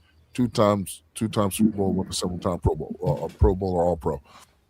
Can't argue with that. Yeah, he's going to be used as a chess piece, is what he's going to be used as. Get me that sack or pressure when it really counts. In, fourth quarter, late in the game. That's what I want. What makes it a little bit better is people know what Von Miller is going to come in for. You know what I'm saying? When they see Von Miller, they're going to know, like, all right, we're in the passing down, so we're going to see Von Miller. We have to allocate resources to that guy. Mm-hmm. Well, here's the problem with that. Don't forget about Quentin Williams, who also has pass rush ability. And Don't Kenny forget Clark. about Kenny Clark, who has pass rush ability. Don't forget about big old Tito Ammonia, who also has pass rush ability. And let's see what Easy has done this year. So we'll see what happens with him. Yeah. Don't count him out. That's the thing that people ain't realizing. Because I'm gonna tell you something. Having them three big guns in the middle is gonna make life so much easier for other people around you. Having Quentin Williams, Kenny Clark, and Tito and Bullet, it's gonna make it so much easier for the other players. Most of these players has not played with a D line like what we have, and I don't care what nobody say. We have a fucking great D line. And has Quentin Williams played with somebody as good as Kenny Clark on the Jets? Hell no. No. Yeah. Never had nobody that good beside him. Exactly. And Kenny Clark had never had nobody that good beside him. Exactly. So I don't care what nobody say. This defense finna be ready. Yeah. Y'all aren't mentioning one guy that I think is going to really be a star, and that's Barnham. Yeah, I think Barnham, he's going to, you put him on one side, you put Overshown on the other side, you put Winters in the middle. you're going to have pressure. This defense is based on who's going to be going to the quarterback. It's not necessarily going to be the edge rushers. He's going to have people coming off the middle through, all in all these gaps. People just don't understand. Defense is predicated on blitzing from every direction of the field. That's why he wants players to play in different positions of the field. That's the big thing here. Our defensive, our edge rushers may not be all the edge rushing. You can put Barnum on the inside; he may come and go straight to the quarterback. So I'm telling you, this defense is going to be better than it was last year. With the personnel that we have, the Barhams, the Overshones, who we know what we can get out of a healthy Overshone. D. Winter showing up. Justin Barron, because you might just see him on the 53.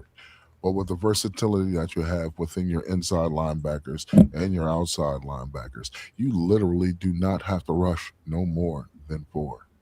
Exactly. You literally do not have to rush. And you could still get pressure with your defensive tackles being this elite. Let me answer. You got to double somebody. And you better double the right one. Let me answer Bruce Banner's question. He said, "Who's out of zero tech?" Zero tech can be Quentin Williams, Kenny Clark, or Tito Obanya.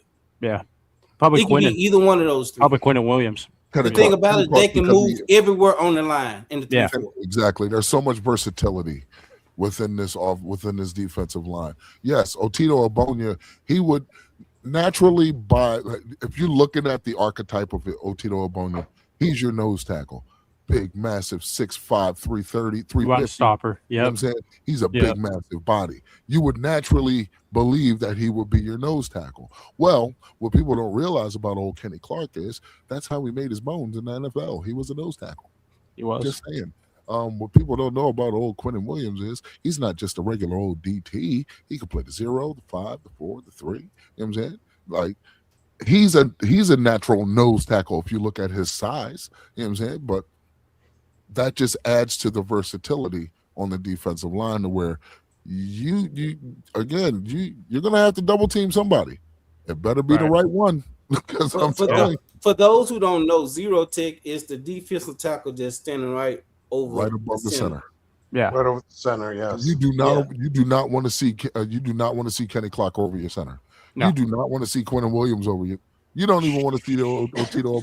Not even Bullard. I don't think you want to see any of those guys just standing over your center. And that's what I'm trying to tell Bruce. Now he's saying who's going to be the 5 tech. Either one of them guys can be the 5 tech. Yeah, either Kenny or Quentin. Yeah, either one of them. LT Overton. Yep. Any one of them on the defensive line actually can be. Jonathan Bullard can be. Yeah. 5 tech. That's the thing. You don't know how we're going to line up. Sam Williams. Yeah, you don't know how we're going to line up. And they can interchange with everything. And to what Randy was saying, I think Jay Sean Barham going to end up being a starter. Yeah, from 1 to 5 over Winters, they can all do it. I don't know. I think he's going to be a starter. I don't know over Winters. I don't know if an injury is going to occur, but I think he's going to be a starter. I don't know. With the groin injury on Barham, you're being limited in what you're seeing from him. But what gives you such optimism is what you have seen from him. Now remember, he's coming back to practice this week. Probably in a limited capacity, maybe the first 2 days. But once he gets back to practice, and we go into that, don't we have a joint practice this week? I think we got the Saints. Yeah, Tuesday with the Saints. Yeah, Tuesday. I hope it's in Oxnard. It is. I think it is. Yeah, Kellen Moore's coming. We're gonna see that live. Then we'll be able to see that live. All I'm gonna say is, if Jay Sean Barham is cleared and he plays, get your popcorn ready. I don't want him. And if they have that combination of Justin Barron and Jay Sean Barham, get your popcorn ready. I think I just want to see him. I want to see him in the next preseason game. I want to give him a little bit more time. Give him a little bit more time with that growing and just play him in the preseason game. I'm with you, Lloyd. I had a question for some of you guys, just to go to the offensive side. What do you guys think of Michael Trigg taking the tight end 3 from Luke Schoonmaker? Bruh. It's about fucking time. I think Trigg's got to. I think Trigg's got to make the team. Yeah, Bruh. I really Not do. even a I question. don't want any Yeah. guys on this team that's on there because we drafted them. Facts. I want Yeah. them to earn their spots. And Bruh. This is- Schoonmaker's got to go. He's He got to ain't done go. Bruh. shit in 3 Yeah. years. He's Facts. worn Bruh. out his welcome. That's for He was sure. a he was a Yes. day 3 pick, Randy. I don't know why they No, picked he was him in the second we round. picked him in the second round, Yeah, but we you're picked him, right. yeah. We Yeah. picked him at the end of the Big second super. round. Right. He got to was a go. day 3 pick. He got to Yeah, go. it was Yeah. Taylor terrible pick. Carson's got to go. Them two I know. Bruh. Yes. Yeah. Bruh. Bruh. Yep. I Michael agree. Trigg. And Bruh. Sam Williams might be gone now that we signed Yeah. Von Miller. Honestly. Bruh. Yeah. Bruh. Coming and talking about Michael Trigg, bruh. Let me say this clear so everyone can hear me. We're talking about Mr. Michael Trigg. This will be the second UDFA to push this dude down the roster. Last year was Brevin Spanford. Good point. You should have felt That's something. true. You should have felt some type of way with that and went Right. harder, and you Right. didn't. Now you got another UDFA who your coach actually co-signed. Your coach, Lunda Wells. You're a tight end, right? Well, guess what? Your coach co-signed him. Another UDFA. Right. This dude is not only going to take the tight end 3 spot. He's probably. We might not have much longer with Mr. Bruce, Ferguson. wait a minute. I've Wait a always minute. said that, Hoodie, and Yeah, I like it. agree with Yeah, you, I Hoodie. agree with you. Wait. Let me respond to Bruce. Bruce, what you talking about? I was just answering your questions. I called your name because you asked the question. If you don't want me to call your name, then don't ask the question. We've been tripping in the chat all night. So when you ask a question, I said your name because you asked the question. So I'm answering your question, saying your name. So what you talking about? All hurt and all that. What are you saying? I'm trying to be make my the- pussy hurt. She upstairs sleeping. Please be direct with me, because I don't come off to nobody disrespectful. You asked the question, and I answered your question. Oscar didn't ask the question. Stephen White didn't ask the question. Rhonda didn't ask the question. Bruce Banner answered the question, and I called your name because you asked the question. What makes you think we're butthurt or I'm butthurt off your question? You had a real good question, both questions. So I answered your questions to let you know that anybody on the defensive line can play those positions. So what makes you think, based off my answer, that I'm butthurt? Because for one, I don't like to be called pussy. You just if you calling me pussy, I don't like to be called pussy. And all I did was answer your question. So please come again, my guy. I mean, I eat a lot of pussy, but don't call me one. Yeah, you asked the question. I'm butthurt because I answered the question. That don't even make sense. It'll never make sense. It'll never make sense. He must be an Eagles fan. He is an Eagle fan. Yeah, but Logan, he's y'all always are been- done. Oh, yeah. he's Y'all always finishing been- last. I've been respected when he came here. Well, yeah, I and just still, had to get that off my chest. I'm excited with the direction that this team is going. Michael Trigg definitely going to take the tight end 3 spot. I think he will make strides in blocking, in his blocking portion of his game. He's too. starting to make strides. So Michael Trigg, I'm definitely hoping for. Kalen Carson. Logan, I'm not even finna put your response on the I was screen. Go about ahead. to. I was laughing. Go ahead Bruh, with it. bro, I haven't had the chat on all night. Because I wanted to concentrate on Eagles Drew. Okay? I'm not putting it on that's now. pretty smart. So, Logan like, crazy. fuck that. But yeah, man, Kalen Carson, being so you brought him up there, Lloyd. Kalen Carson, he's definitely he was on his last leg walking into preseason. Yeah, I think it just got cut off. Most now here's the misconception with bringing in Von Miller. Automatically, we're thinking that the corresponding move is we're going to cut an edge. Who said that? Who said that we was cutting an edge? Who said I didn't see any issues from. Well, I didn't see any issues from. I said that Williams is probably gone. No, I'm there with you. I was there with you since the beginning of preseason before we even got Von Miller. Because I agree. I think Maris pushes him off. You know what I'm saying? I agree. Yeah. Maris looked good last night. Looked He good. did. Yeah, he did. He had 50 tackles his first year with Zimmer. I always tell people that he's He solid. played limited games. Yeah, played last exactly. only 5 I'll, games. I'll say this. Exactly. I'll say this about our defense. Our defense is going to be about 10 times faster than it was last year. Our defense was old and slow last Maybe year. even 20 times, Randy. Yeah, What I was- maybe. Lord, you was So about Yeah, to we say looked like we were at slow. And I believe more prepared as well, Exactly. I agree with One that unit. They're wholeheartedly. gonna work as one unit. Yeah, like they were which last matters. Yes. Lord, And you Yeah, were the about third to say string something, and bro. fourth Totally string. No, agree. I We was all I was agree. finna say Sam Williams is not here because of CP. Sam he didn't Williams draft is him. here because he was drafted second round, Aye. Yeah. and they Exactly. trying to give him a chance. If it was up to CP, I think he'd be gone. Me too. He'd have been going with Solomon Thomas. I'm Yeah. surprised they gave Yeah, him and another Osa. chance. Yeah. Uh-huh. I'm That's surprised what they I'm gave him another saying. chance. I don't want players on this team that doesn't earn their freaking position. I'm sorry. You can't. I give that to the Eagle fan or the Eagle organization. They cut players when they're supposed to. We don't. That's one thing we got to learn how to do. Bruce said, "LOL, what I thought you fool was tripping because I asked a question because everyone started yelling. No, nobody. No, we weren't yelling. We was trying No, to. we weren't tripping. Sorry, Bruce. Yeah, you We were piece of just trying to shit. answer. Sorry that you you ain't got shit that without the understanding. Hawk. Nobody said that. Yeah, we was Hey. talking about the 0 tech and the 5 tech. That's It was good questions. It was a good By the question. way, Maris Leofau is an excellent special teams player too. He is. And he And never got a doesn't- chance. and He never got a doesn't get chance to play penalized. last year. No, he Yeah. didn't. Mm. And he doesn't get penalized. No. Stephen White said, I didn't do it run the Chappelle show. Stephen White, you crazy. That's my guy right there. That's my guy. we go. I rocks with Stephen White. Yeah, we're gonna probably stay on for about another 30 minutes, then we're gonna hop off. What time? Yeah, that's right. Yeah. Oh, yeah. We started a little early We gonna today. play some video And I games. do I ain't gonna even lie to you. I be wanting Oscar to be a part of it, and I know he be working a lot. He's missed a few shows. Yeah, he missed a few shows, and I know he be working a lot. So I do be wanting to give him his time on the panel when we go live, and and give us his insight on what he's feeling about the Cowboys and stuff. Because he, like everybody else that's here, we enjoy each other's company when we're here live and talking football. So I never want neither one of my brothers that's here on this panel to miss out. So yeah, and we gonna us on the panel. We're gonna do something.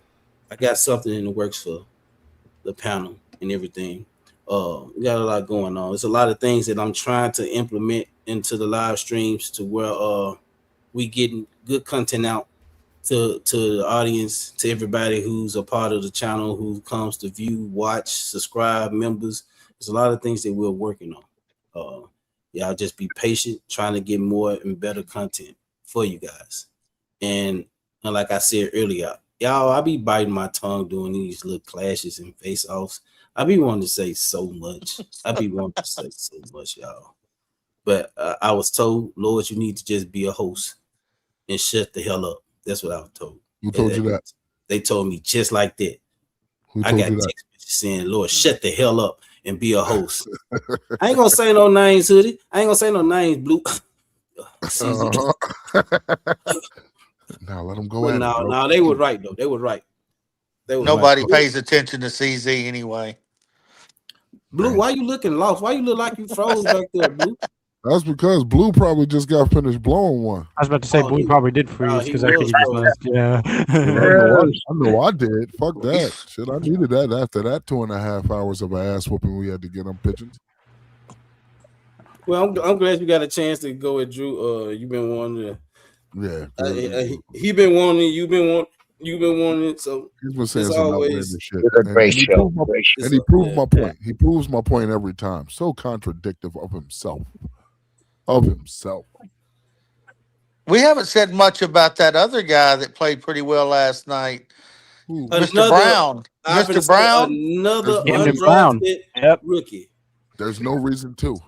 He's speaking for us. He's honestly speaking for us. Like real talk. Sometimes it's not a bad thing. Like this is something I tell people that I work with, whatever friends I have, acquaintances, shit, even my woman. Sometimes it's not a bad thing to just shut the fuck up. Hey, Blue, we thought you had hit the blunt so hard that you just got struck. Yeah, I thought you were gone, Blue. He said I did. Wow, so you know. No, Hey, so bro, my you wife was just did. like this. I'm like, what the fuck is wrong? No, he with was you? trying to fly in the background. He was waving his arms. I thought he was going to lift off the seat there for a minute. He was And, on Damn, that's and some more good on ass that, shit. more on Camden Brown. He was that great made at him wrong. Camden Brown was great at Georgia Southern. Yeah, he watched some of was. his film. And Yeah, people don't realize he had 14 touchdowns last year yeah, and 1,200 yards exactly. in receptions. So people don't realize that sometimes these young players that come out of nowhere end up being good. And I think he's a diamond in the rough. Me He's too. pushing Honestly, his he's wide receiver. perfect. Ryan He's Fuller. perfect. He's perfect size too. He's 6'2", 200 about. So And those Ryan catches Fuller. he was making yesterday, he was making in college. yeah, He was making those Ryan same Fuller. exact type of catches. I went back and watched his film. me too, Lloyd. Yeah, Yeah. Somebody I'll said, say this somebody too. said, People ain't saying much about Mingo, but Mingo made a couple catches and he ran that guy down on that punt return too. he channeled his He was inner DK. hustling. So I'll give see, that to the man. Randy, Yeah. this is the thing about Mingo. He's always been doing this in training camp and preseason. It's just that when the season starts, in the field. he's hurt. yeah. They don't reflect on the field every time. And Milton actually worked okay too. Honestly, Now, yeah. if we're gonna have that conversation, let's have it. Let's have it. Wait a minute. Um, Oscar was trying to say something on it. Well, the other thing Oscar was we in have- my fault, Oscar. No, it's all right, brother. The other thing we have to work on really that we're not even talking. We never talk. We talk in offense, defense. This is our special team. Our special team was terrible last year. Oh, it's awful. Yeah, we got back in that Detroit game, and we were within with a field goal, and both times we gave up a 44-yard return, and then the other one was a 47-yard return. That killed us. That's how I think they scored 44 points on us. Yeah. We would have kept to a nice punt return, and it would have got to the 20 or 25. You're talking a total different ball game. Exactly. That special teams was terrible last year. Horrible. And Oscar, it was Oh, bad last night I too. was just going to There say you that. go. It was bad last night. Yeah, I'm sorry. I didn't get to watch the game. I watched a little bit of the highlights. I got home at 1:00 last night, so I didn't know. Yeah, the Don't worry, special teams don't were worry, bad. Oscar. Don't Why worry, did we Oscar. keep that guy? That's the first coach they should have went. Him and Eberflus should have the same private jet, Right. even the stadium. Don't worry, Oscar. Don't worry, Oscar. This Saturday coming, me and Mr. Nick Sorensen gonna have a nice little man-to-man, heart-to-heart chat in the Wow. night. And you know, I'm from the Bay Area. 49er fans hate Nick Sorensen. They think he ruined their defense that one year he was DC. So Hey, Laura with the $4.99 super chat. Appreciate that, Laura. She said, if you can change one thing before season, what would you change? good question. Who want to answer first? That's a good question. I would go out and get a tackle to replace Steele. I don't I think like it. Steele's the guy. I like it. There you go. I would get a veteran linebacker. I think, Laura. Well, I mean, on to that point, both points, I'll say this: since everybody is so down on Steele, right, who hasn't missed a game since 2022, and we just got Von Miller. Why don't we just, since Jerry wants to say that premium picks are expendable this year, use that premium pick to go get Tristan Wirfs. Go get yourself a right tackle. Wow. Or Vita Vea. Yeah. Well, that's why I like Hoodie thinks outside the box. Vita Vea, I like Tristan that. Wirfs. But I I don't like think that. you have to go that far. I don't even think you have to do that. I think you can go get Decker. That's true. Yeah, but if Steele's not doing it, if Steele's not cutting it, why not just go? I'm Right. saying you got Decker out there from Detroit, who was a reliable tackle. Can play both sides. Yeah. So I go get him. I go sign him and put that pressure on Terrence Steele. See, here's the thing about Terrence Steele, right? It's not so much his run blocking. His run blocking's actually pretty good. He's gonna get Dak killed. You get that man moving. Well, see, here's the beauty of it, right? Dak is a right-handed quarterback, which means when he takes his drop, he's looking this way. Well, the other way, because my camera is different. So he but sees the rush. He's looking this way. I'm right-handed, so he sees that coming. He can mitigate that. That's real easy for him to mitigate. It really is, as opposed to behind him, the left. Now Tyler Guyton has come along. Terrence Steele, again, he can mitigate those things. Last season, the offensive line wasn't that great. It really wasn't. The interior, yeah, your tackles, no, really weren't that great. Okay. But a lot of that was mitigated from Dak Prescott being able to move in the pocket and maneuver in the pocket. You know what I'm saying? Like, you don't believe me? How many sacks did Micah Parsons get on him? I'll wait. How many times did the Eagles sack him in both of those games? 0. I'll wait. For as vaunted as Denver's defense was, how many times did Dak Prescott get sacked? I'll wait. Yeah, Dak was one of the least sacked quarterbacks last year. Was it 0? Yeah. Exactly. You know what I'm saying? So for as bad as we think Terrence Steele is in pass pro, in which he is, there's also ways you can mitigate that. You run your 12, 13 personnel. You know what I'm saying? 2 tight ends, 3 tight ends. You give them an extension of the offensive line. And you have your running backs too. You know what I'm saying? So there's ways to get around it. There's definitely ways to get around it, but let's just kill trying to figure out ways to get around it and just go get one. Go get one that we know is proven. Who can I handle agree. himself. True. Me, I think this defense will be solidified with a veteran linebacker. Yeah, me too. Like a Jordan Brooks. If we can go get a middle linebacker like Jordan Brooks, hey, I'm getting full just strictly off great Kool-Aid. I'm telling you, I'm just getting full strictly. I don't even need no chicken to go with it. Just great Kool-Aid. Let me ask you, Lloyd. Does it necessarily have to be a trade for a veteran linebacker, or can you just pick up one? Because I have one in mind. I mean, I'm just a guy, but I have one in mind. I mean, it just depends on what that veteran linebacker brings to the table. Well, this veteran linebacker brings a little bit more youth with him, and he's played in a pretty good defense. Can we agree that the Giants had a pretty good defense over the past couple of years? As far I knew that's what you was going. Front 7. I'll say front 7. They had a pretty dominant front 7 for a while. Brian Burns, Kayvon Thibodeau, Dexter Lawrence, Leonard Williams before he was shipped off to Seattle. Do you think he can be better in coverage? Do you think he can be? Yeah. Do you think Bobby Okereke can be better? I don't need him to be better. In Right, we really don't need him because we have Winters and Overshown. I don't. The only reason they got rid of him is because of the money wise. They wouldn't have got rid of him. Barron, I have Barron. I have Overshown. I kind of don't need him to. I mean, do we need? You're gonna need him to. I always said Hoodie that I wanted him over Bobby Wagner. I think it would be a way better. Again, you brought in Von Miller. Can we all agree that Von Miller is not going to get 60 snaps a game? We can agree to that. No, we nowhere close.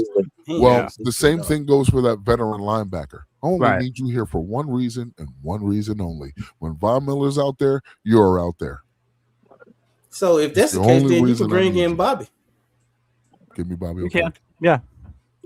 You can go Bobby Wagner or Bobby Okereke. I say Bobby Okereke because at least he has youth on his side. Exactly. But you can get Bobby Wagner don't miss no damn games. True, but still lead his team in tackles. Yeah, or tackles. I dig it, but you did ask a question about coverage, and Bobby Wagner ain't getting out no damn coverage. That's why I said it's a tippy-tat thing. You know what I'm saying? So if I was Jerry or the GM or Will McClay, I would definitely be like, hey, don't you think Bobby Okereke would fit so well in this scheme? Just as an inside blitz guy when you really don't want to blitz, but you just go ahead and do it anyway. Yeah, I agree with you. That's just me. I mean, shit, you done already got Von Miller, who's the elder statesman. You know what I'm saying? What is he, 38, 39, almost 40? You know what I'm saying? Like, two-time Super Bowl champ. Can't deny that. 9-sack guy last year. Can't deny that. And all he is a professional pass rusher. Cool. Give me a professional inside linebacker.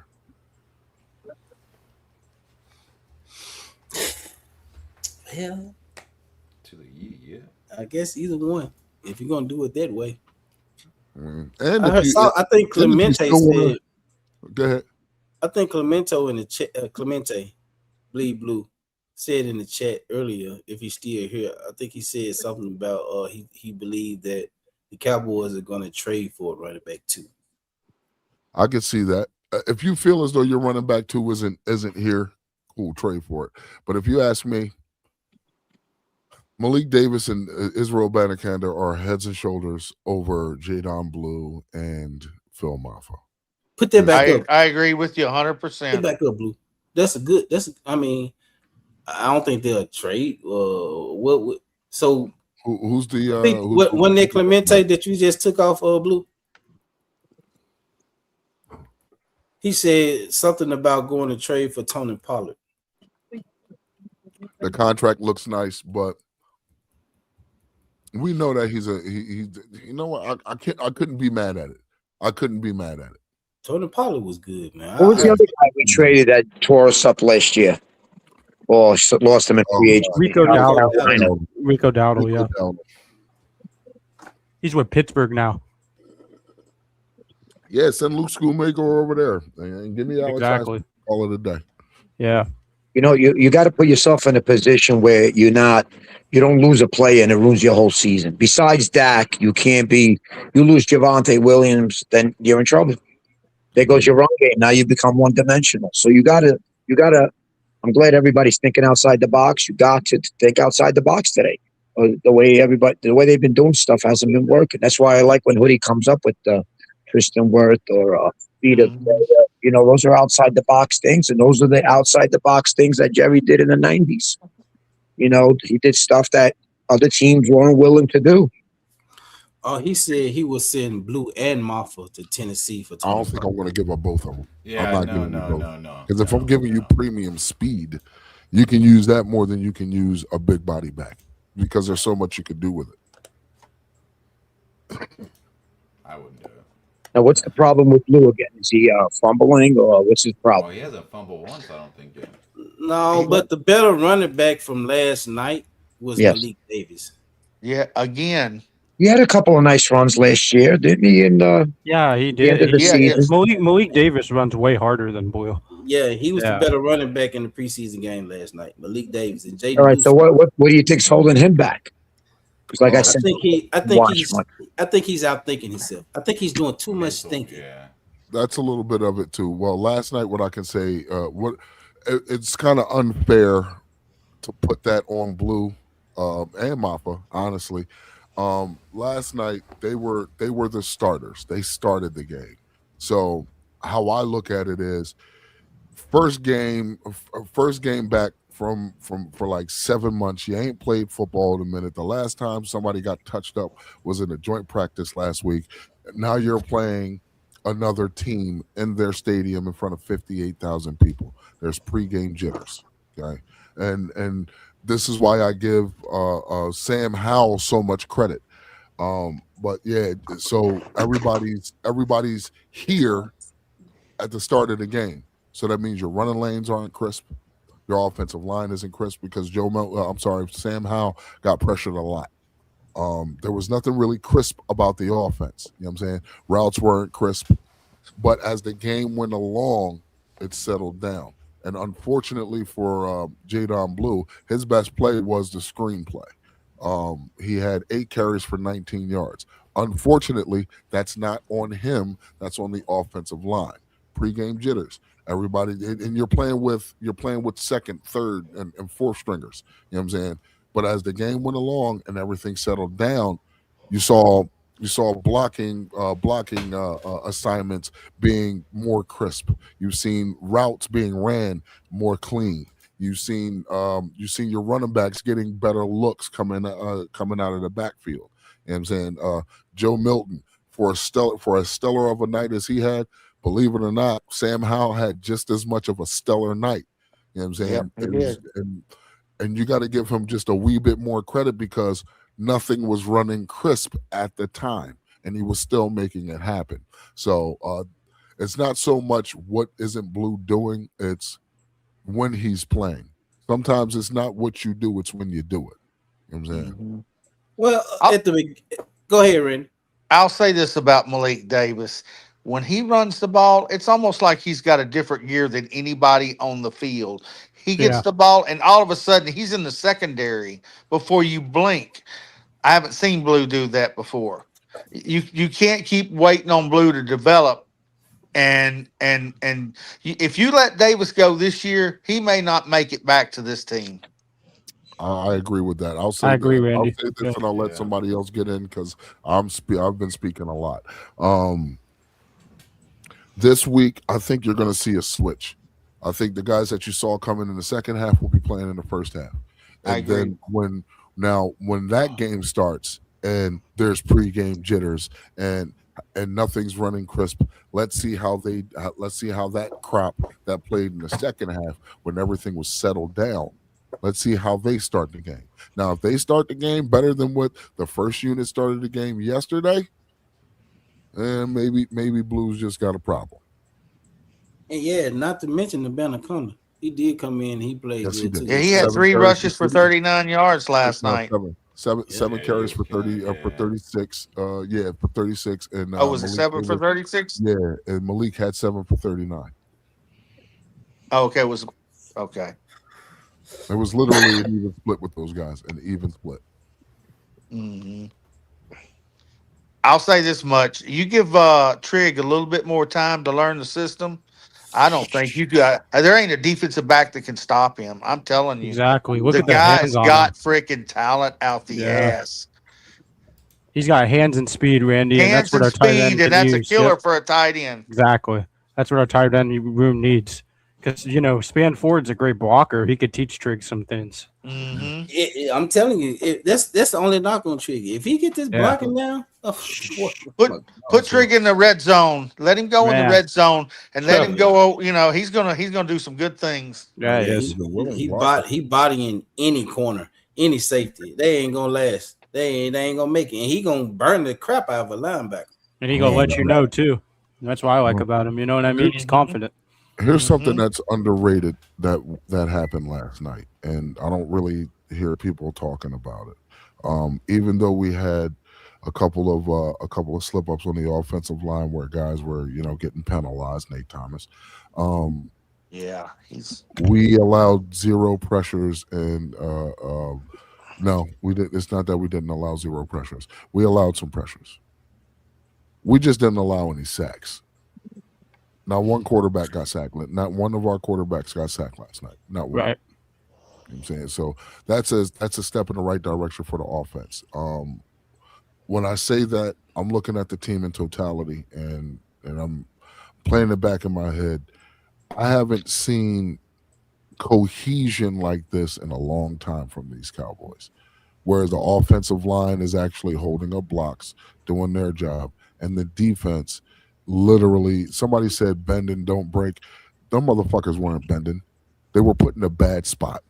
We were giving up short fields on special teams. Nick Sorensen, we will have our talk this Saturday. We were putting the defense in a bad spot. And the worst spot that they could be put in, they still didn't break. And this isn't even our starters. And it was a vanilla playbook. Now imagine when shit gets exotic and it's your ones. Because if your backups are taken to the scheme like this, that means your ones are super well coached. Because those are supposed to be your coachable ones. You know what I'm saying? So, yeah, expect fireworks. Low Eagle said, "What up, panel? All love. Bell's news messed me up, but thanks for the Next Level Sports Lounge to show love. Lord, you a real dude, my guy. Respect always. It's always respect to Low Eagle. Appreciate you coming in, my guy. Man, life is bigger than football, my man. Life is Bells bigger than was football. a great dude, and we had to, show him love and remembrance of Fells. He was a good dude. He's been on this channel quite a few times. He was always in the chat if he wasn't on supporting. So like Hoodie said, it's other things before football that you have to recognize when it comes to things like that. Football, we love football, but it's not first. Bigger than football, bro. With that being said, y'all, we're finna go with these last words because I am hungry. And I have to give my daughter. She sleeps with me. She has her best sleep when she sleeps with me, so she sleeps with me. With that being said, let's go with the final words. Hey, another shout out to Blue, man. Y'all don't know Blue be over there working his ass off. He be getting shit together. Stoned. Thank you. And yeah. Hell, And we I'm are still working, bro. live. For those who don't know, we are with the last two live streams. We've been streaming from Blue's channel. So Blue's channel is up and running with live streams, y'all. So we got that going now. So like I said, shout out to Blue for what he's been doing for the channel and what he brings to the table when it comes to the Next Level Sports Lounge. Yeah, he's good at what he does.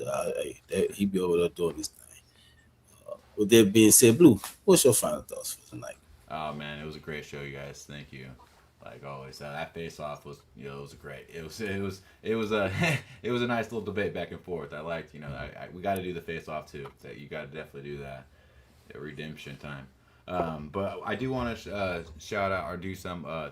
We are going to do the fantasy football show on Wednesdays.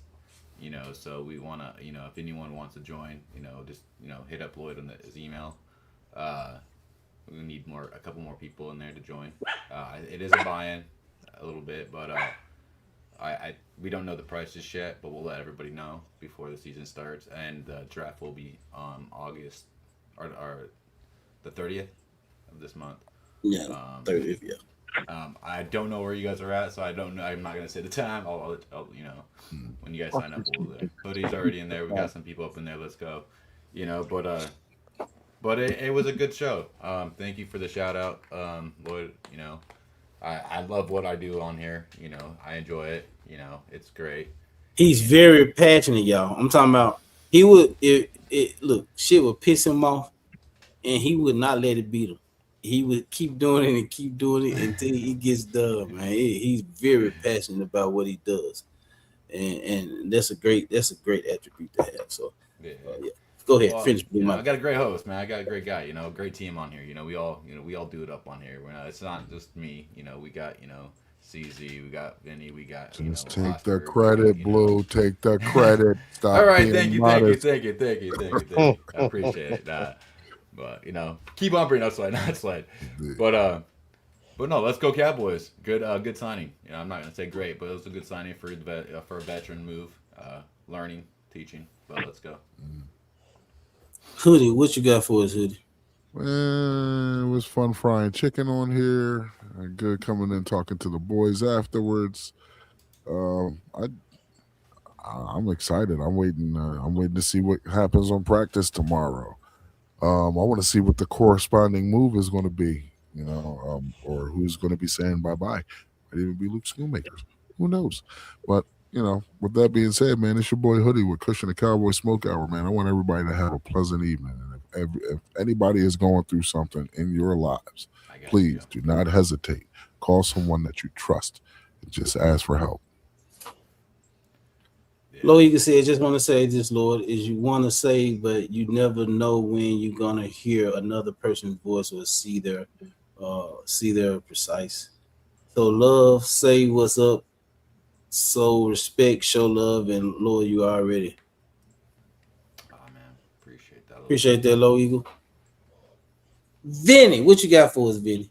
Yeah, I just want to say that Blue made a short of you and he doing a Von Miller signing. Did you see it? Did anybody see that yet? No, yeah, I thought you were going to say the one about Momo. That was hilarious.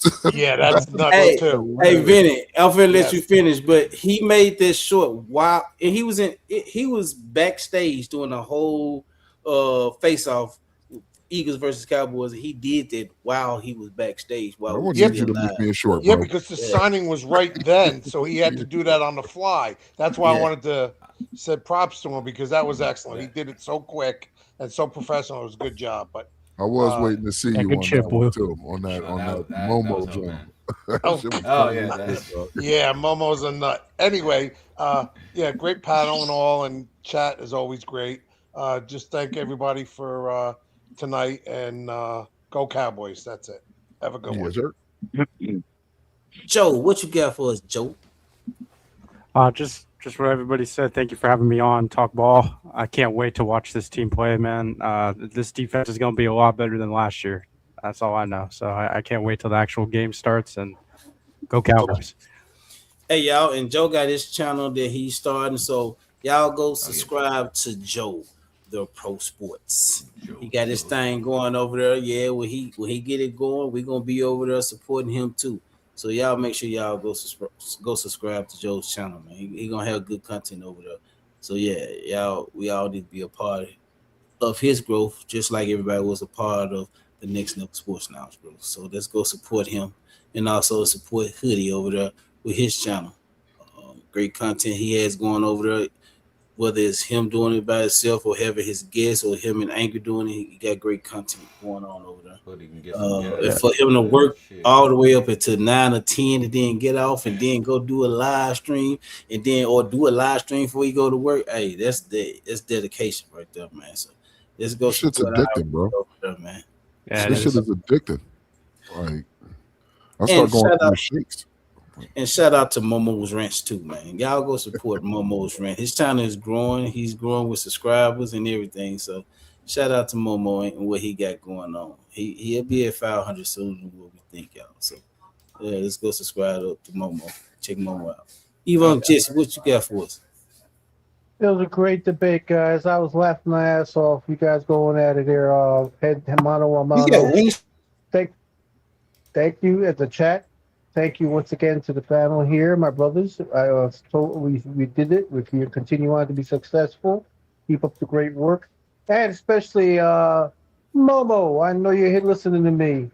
One, you're a good brother, and thank you for dedicating a whole short on me. You trashed me. I loved it. Laughed my ass off.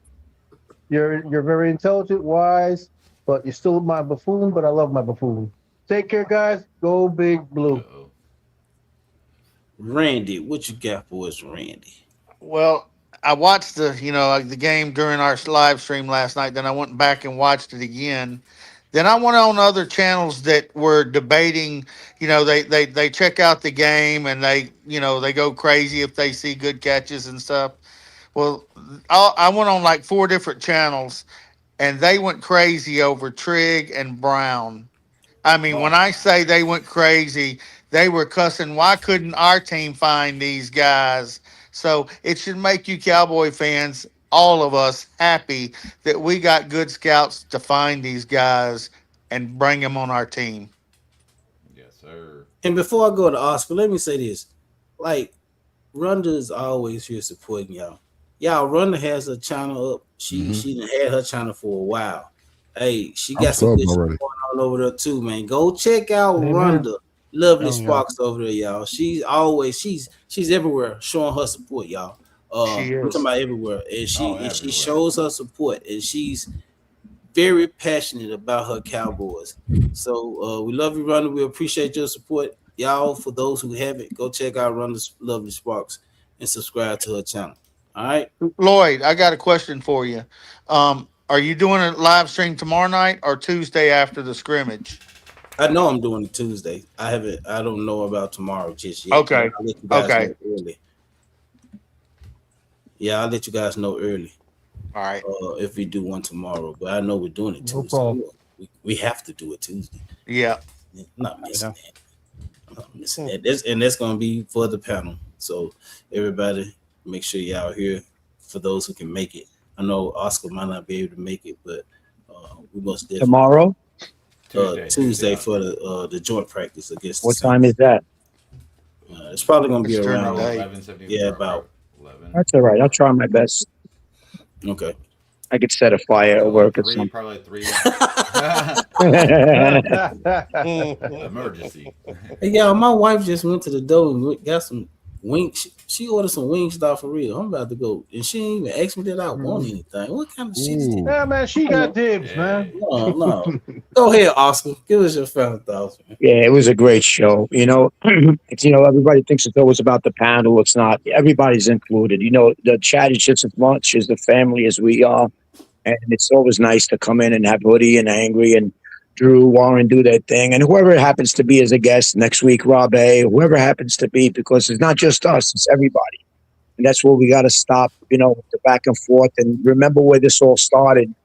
The people that did start it and the advice that we all got and everybody that helped us, other channels. And we all, like you said, Rhonda, B-Dunk, Momo's channel, Drew's channel, Warren, we were all family. And we got to continue to grow that. We all know life is short. We got a little taste of that this weekend. And like Low Eagle says, it hits everybody different.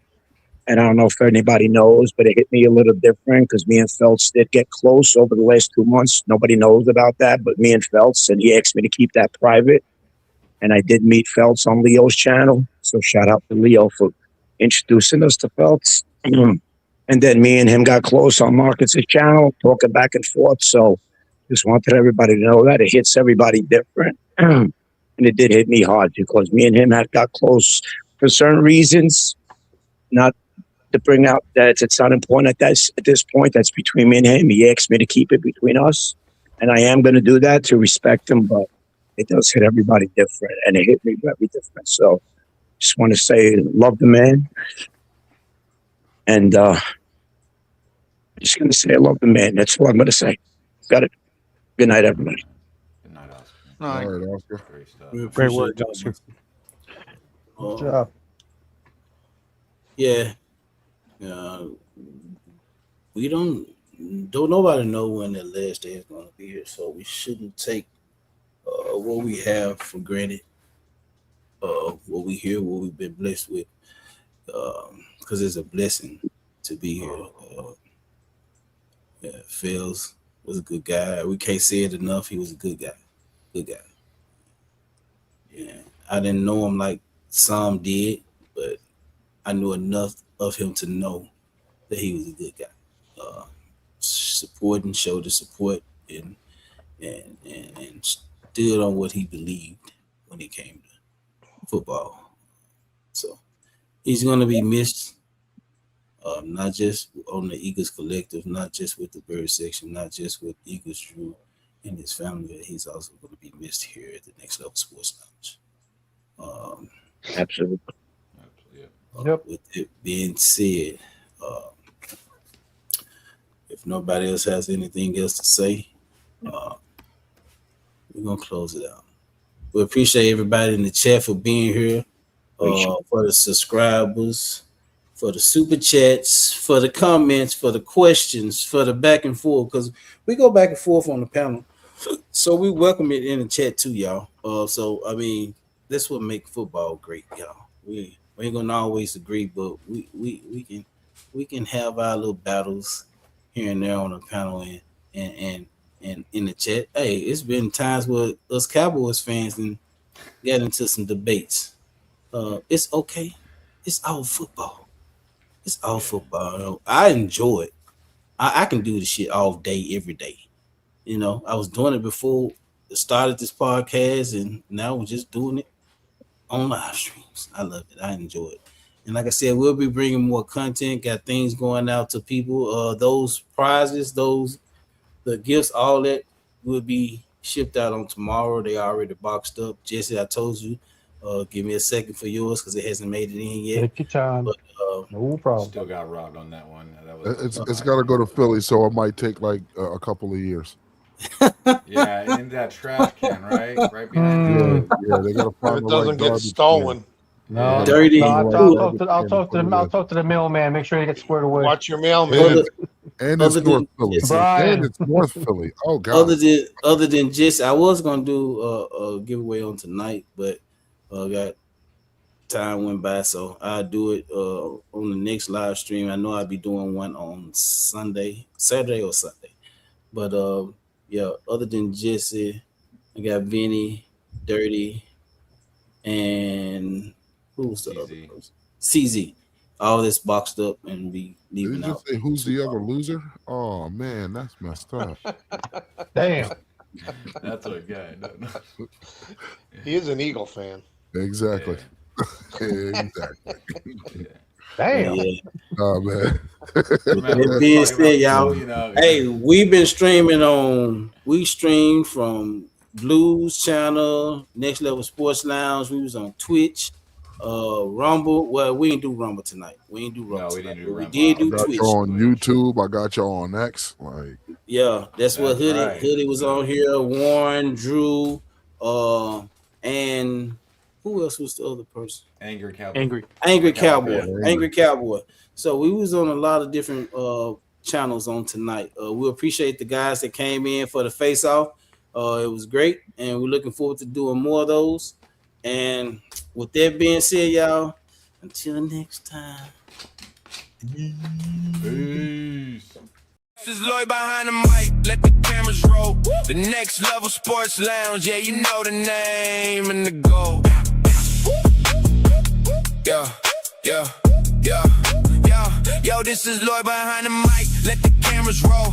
The Next Level Sports Lounge, yeah, you know the name and the goal. Grab a drink, grab a smoke, come vibe with the show. Real Cowboys talk, no cat, no script, we ready to go. Breaking down plays, yeah, we keep it legit. Defense hunting, yeah, we bringing that pain, we never quit. Offense ready, yeah, we changing the game tonight. Every take, heavy, feel the pressure applied under the blue light. Cowboys Nation, yeah, we riding with pride. Lights glow blue when the live goes on and we step inside. Fans tap in from the dusk to dawn in the stream. We talking football, yeah, we say it direct for the team. If it's real Cowboys talk, then you know we connect. My name is Lloyd.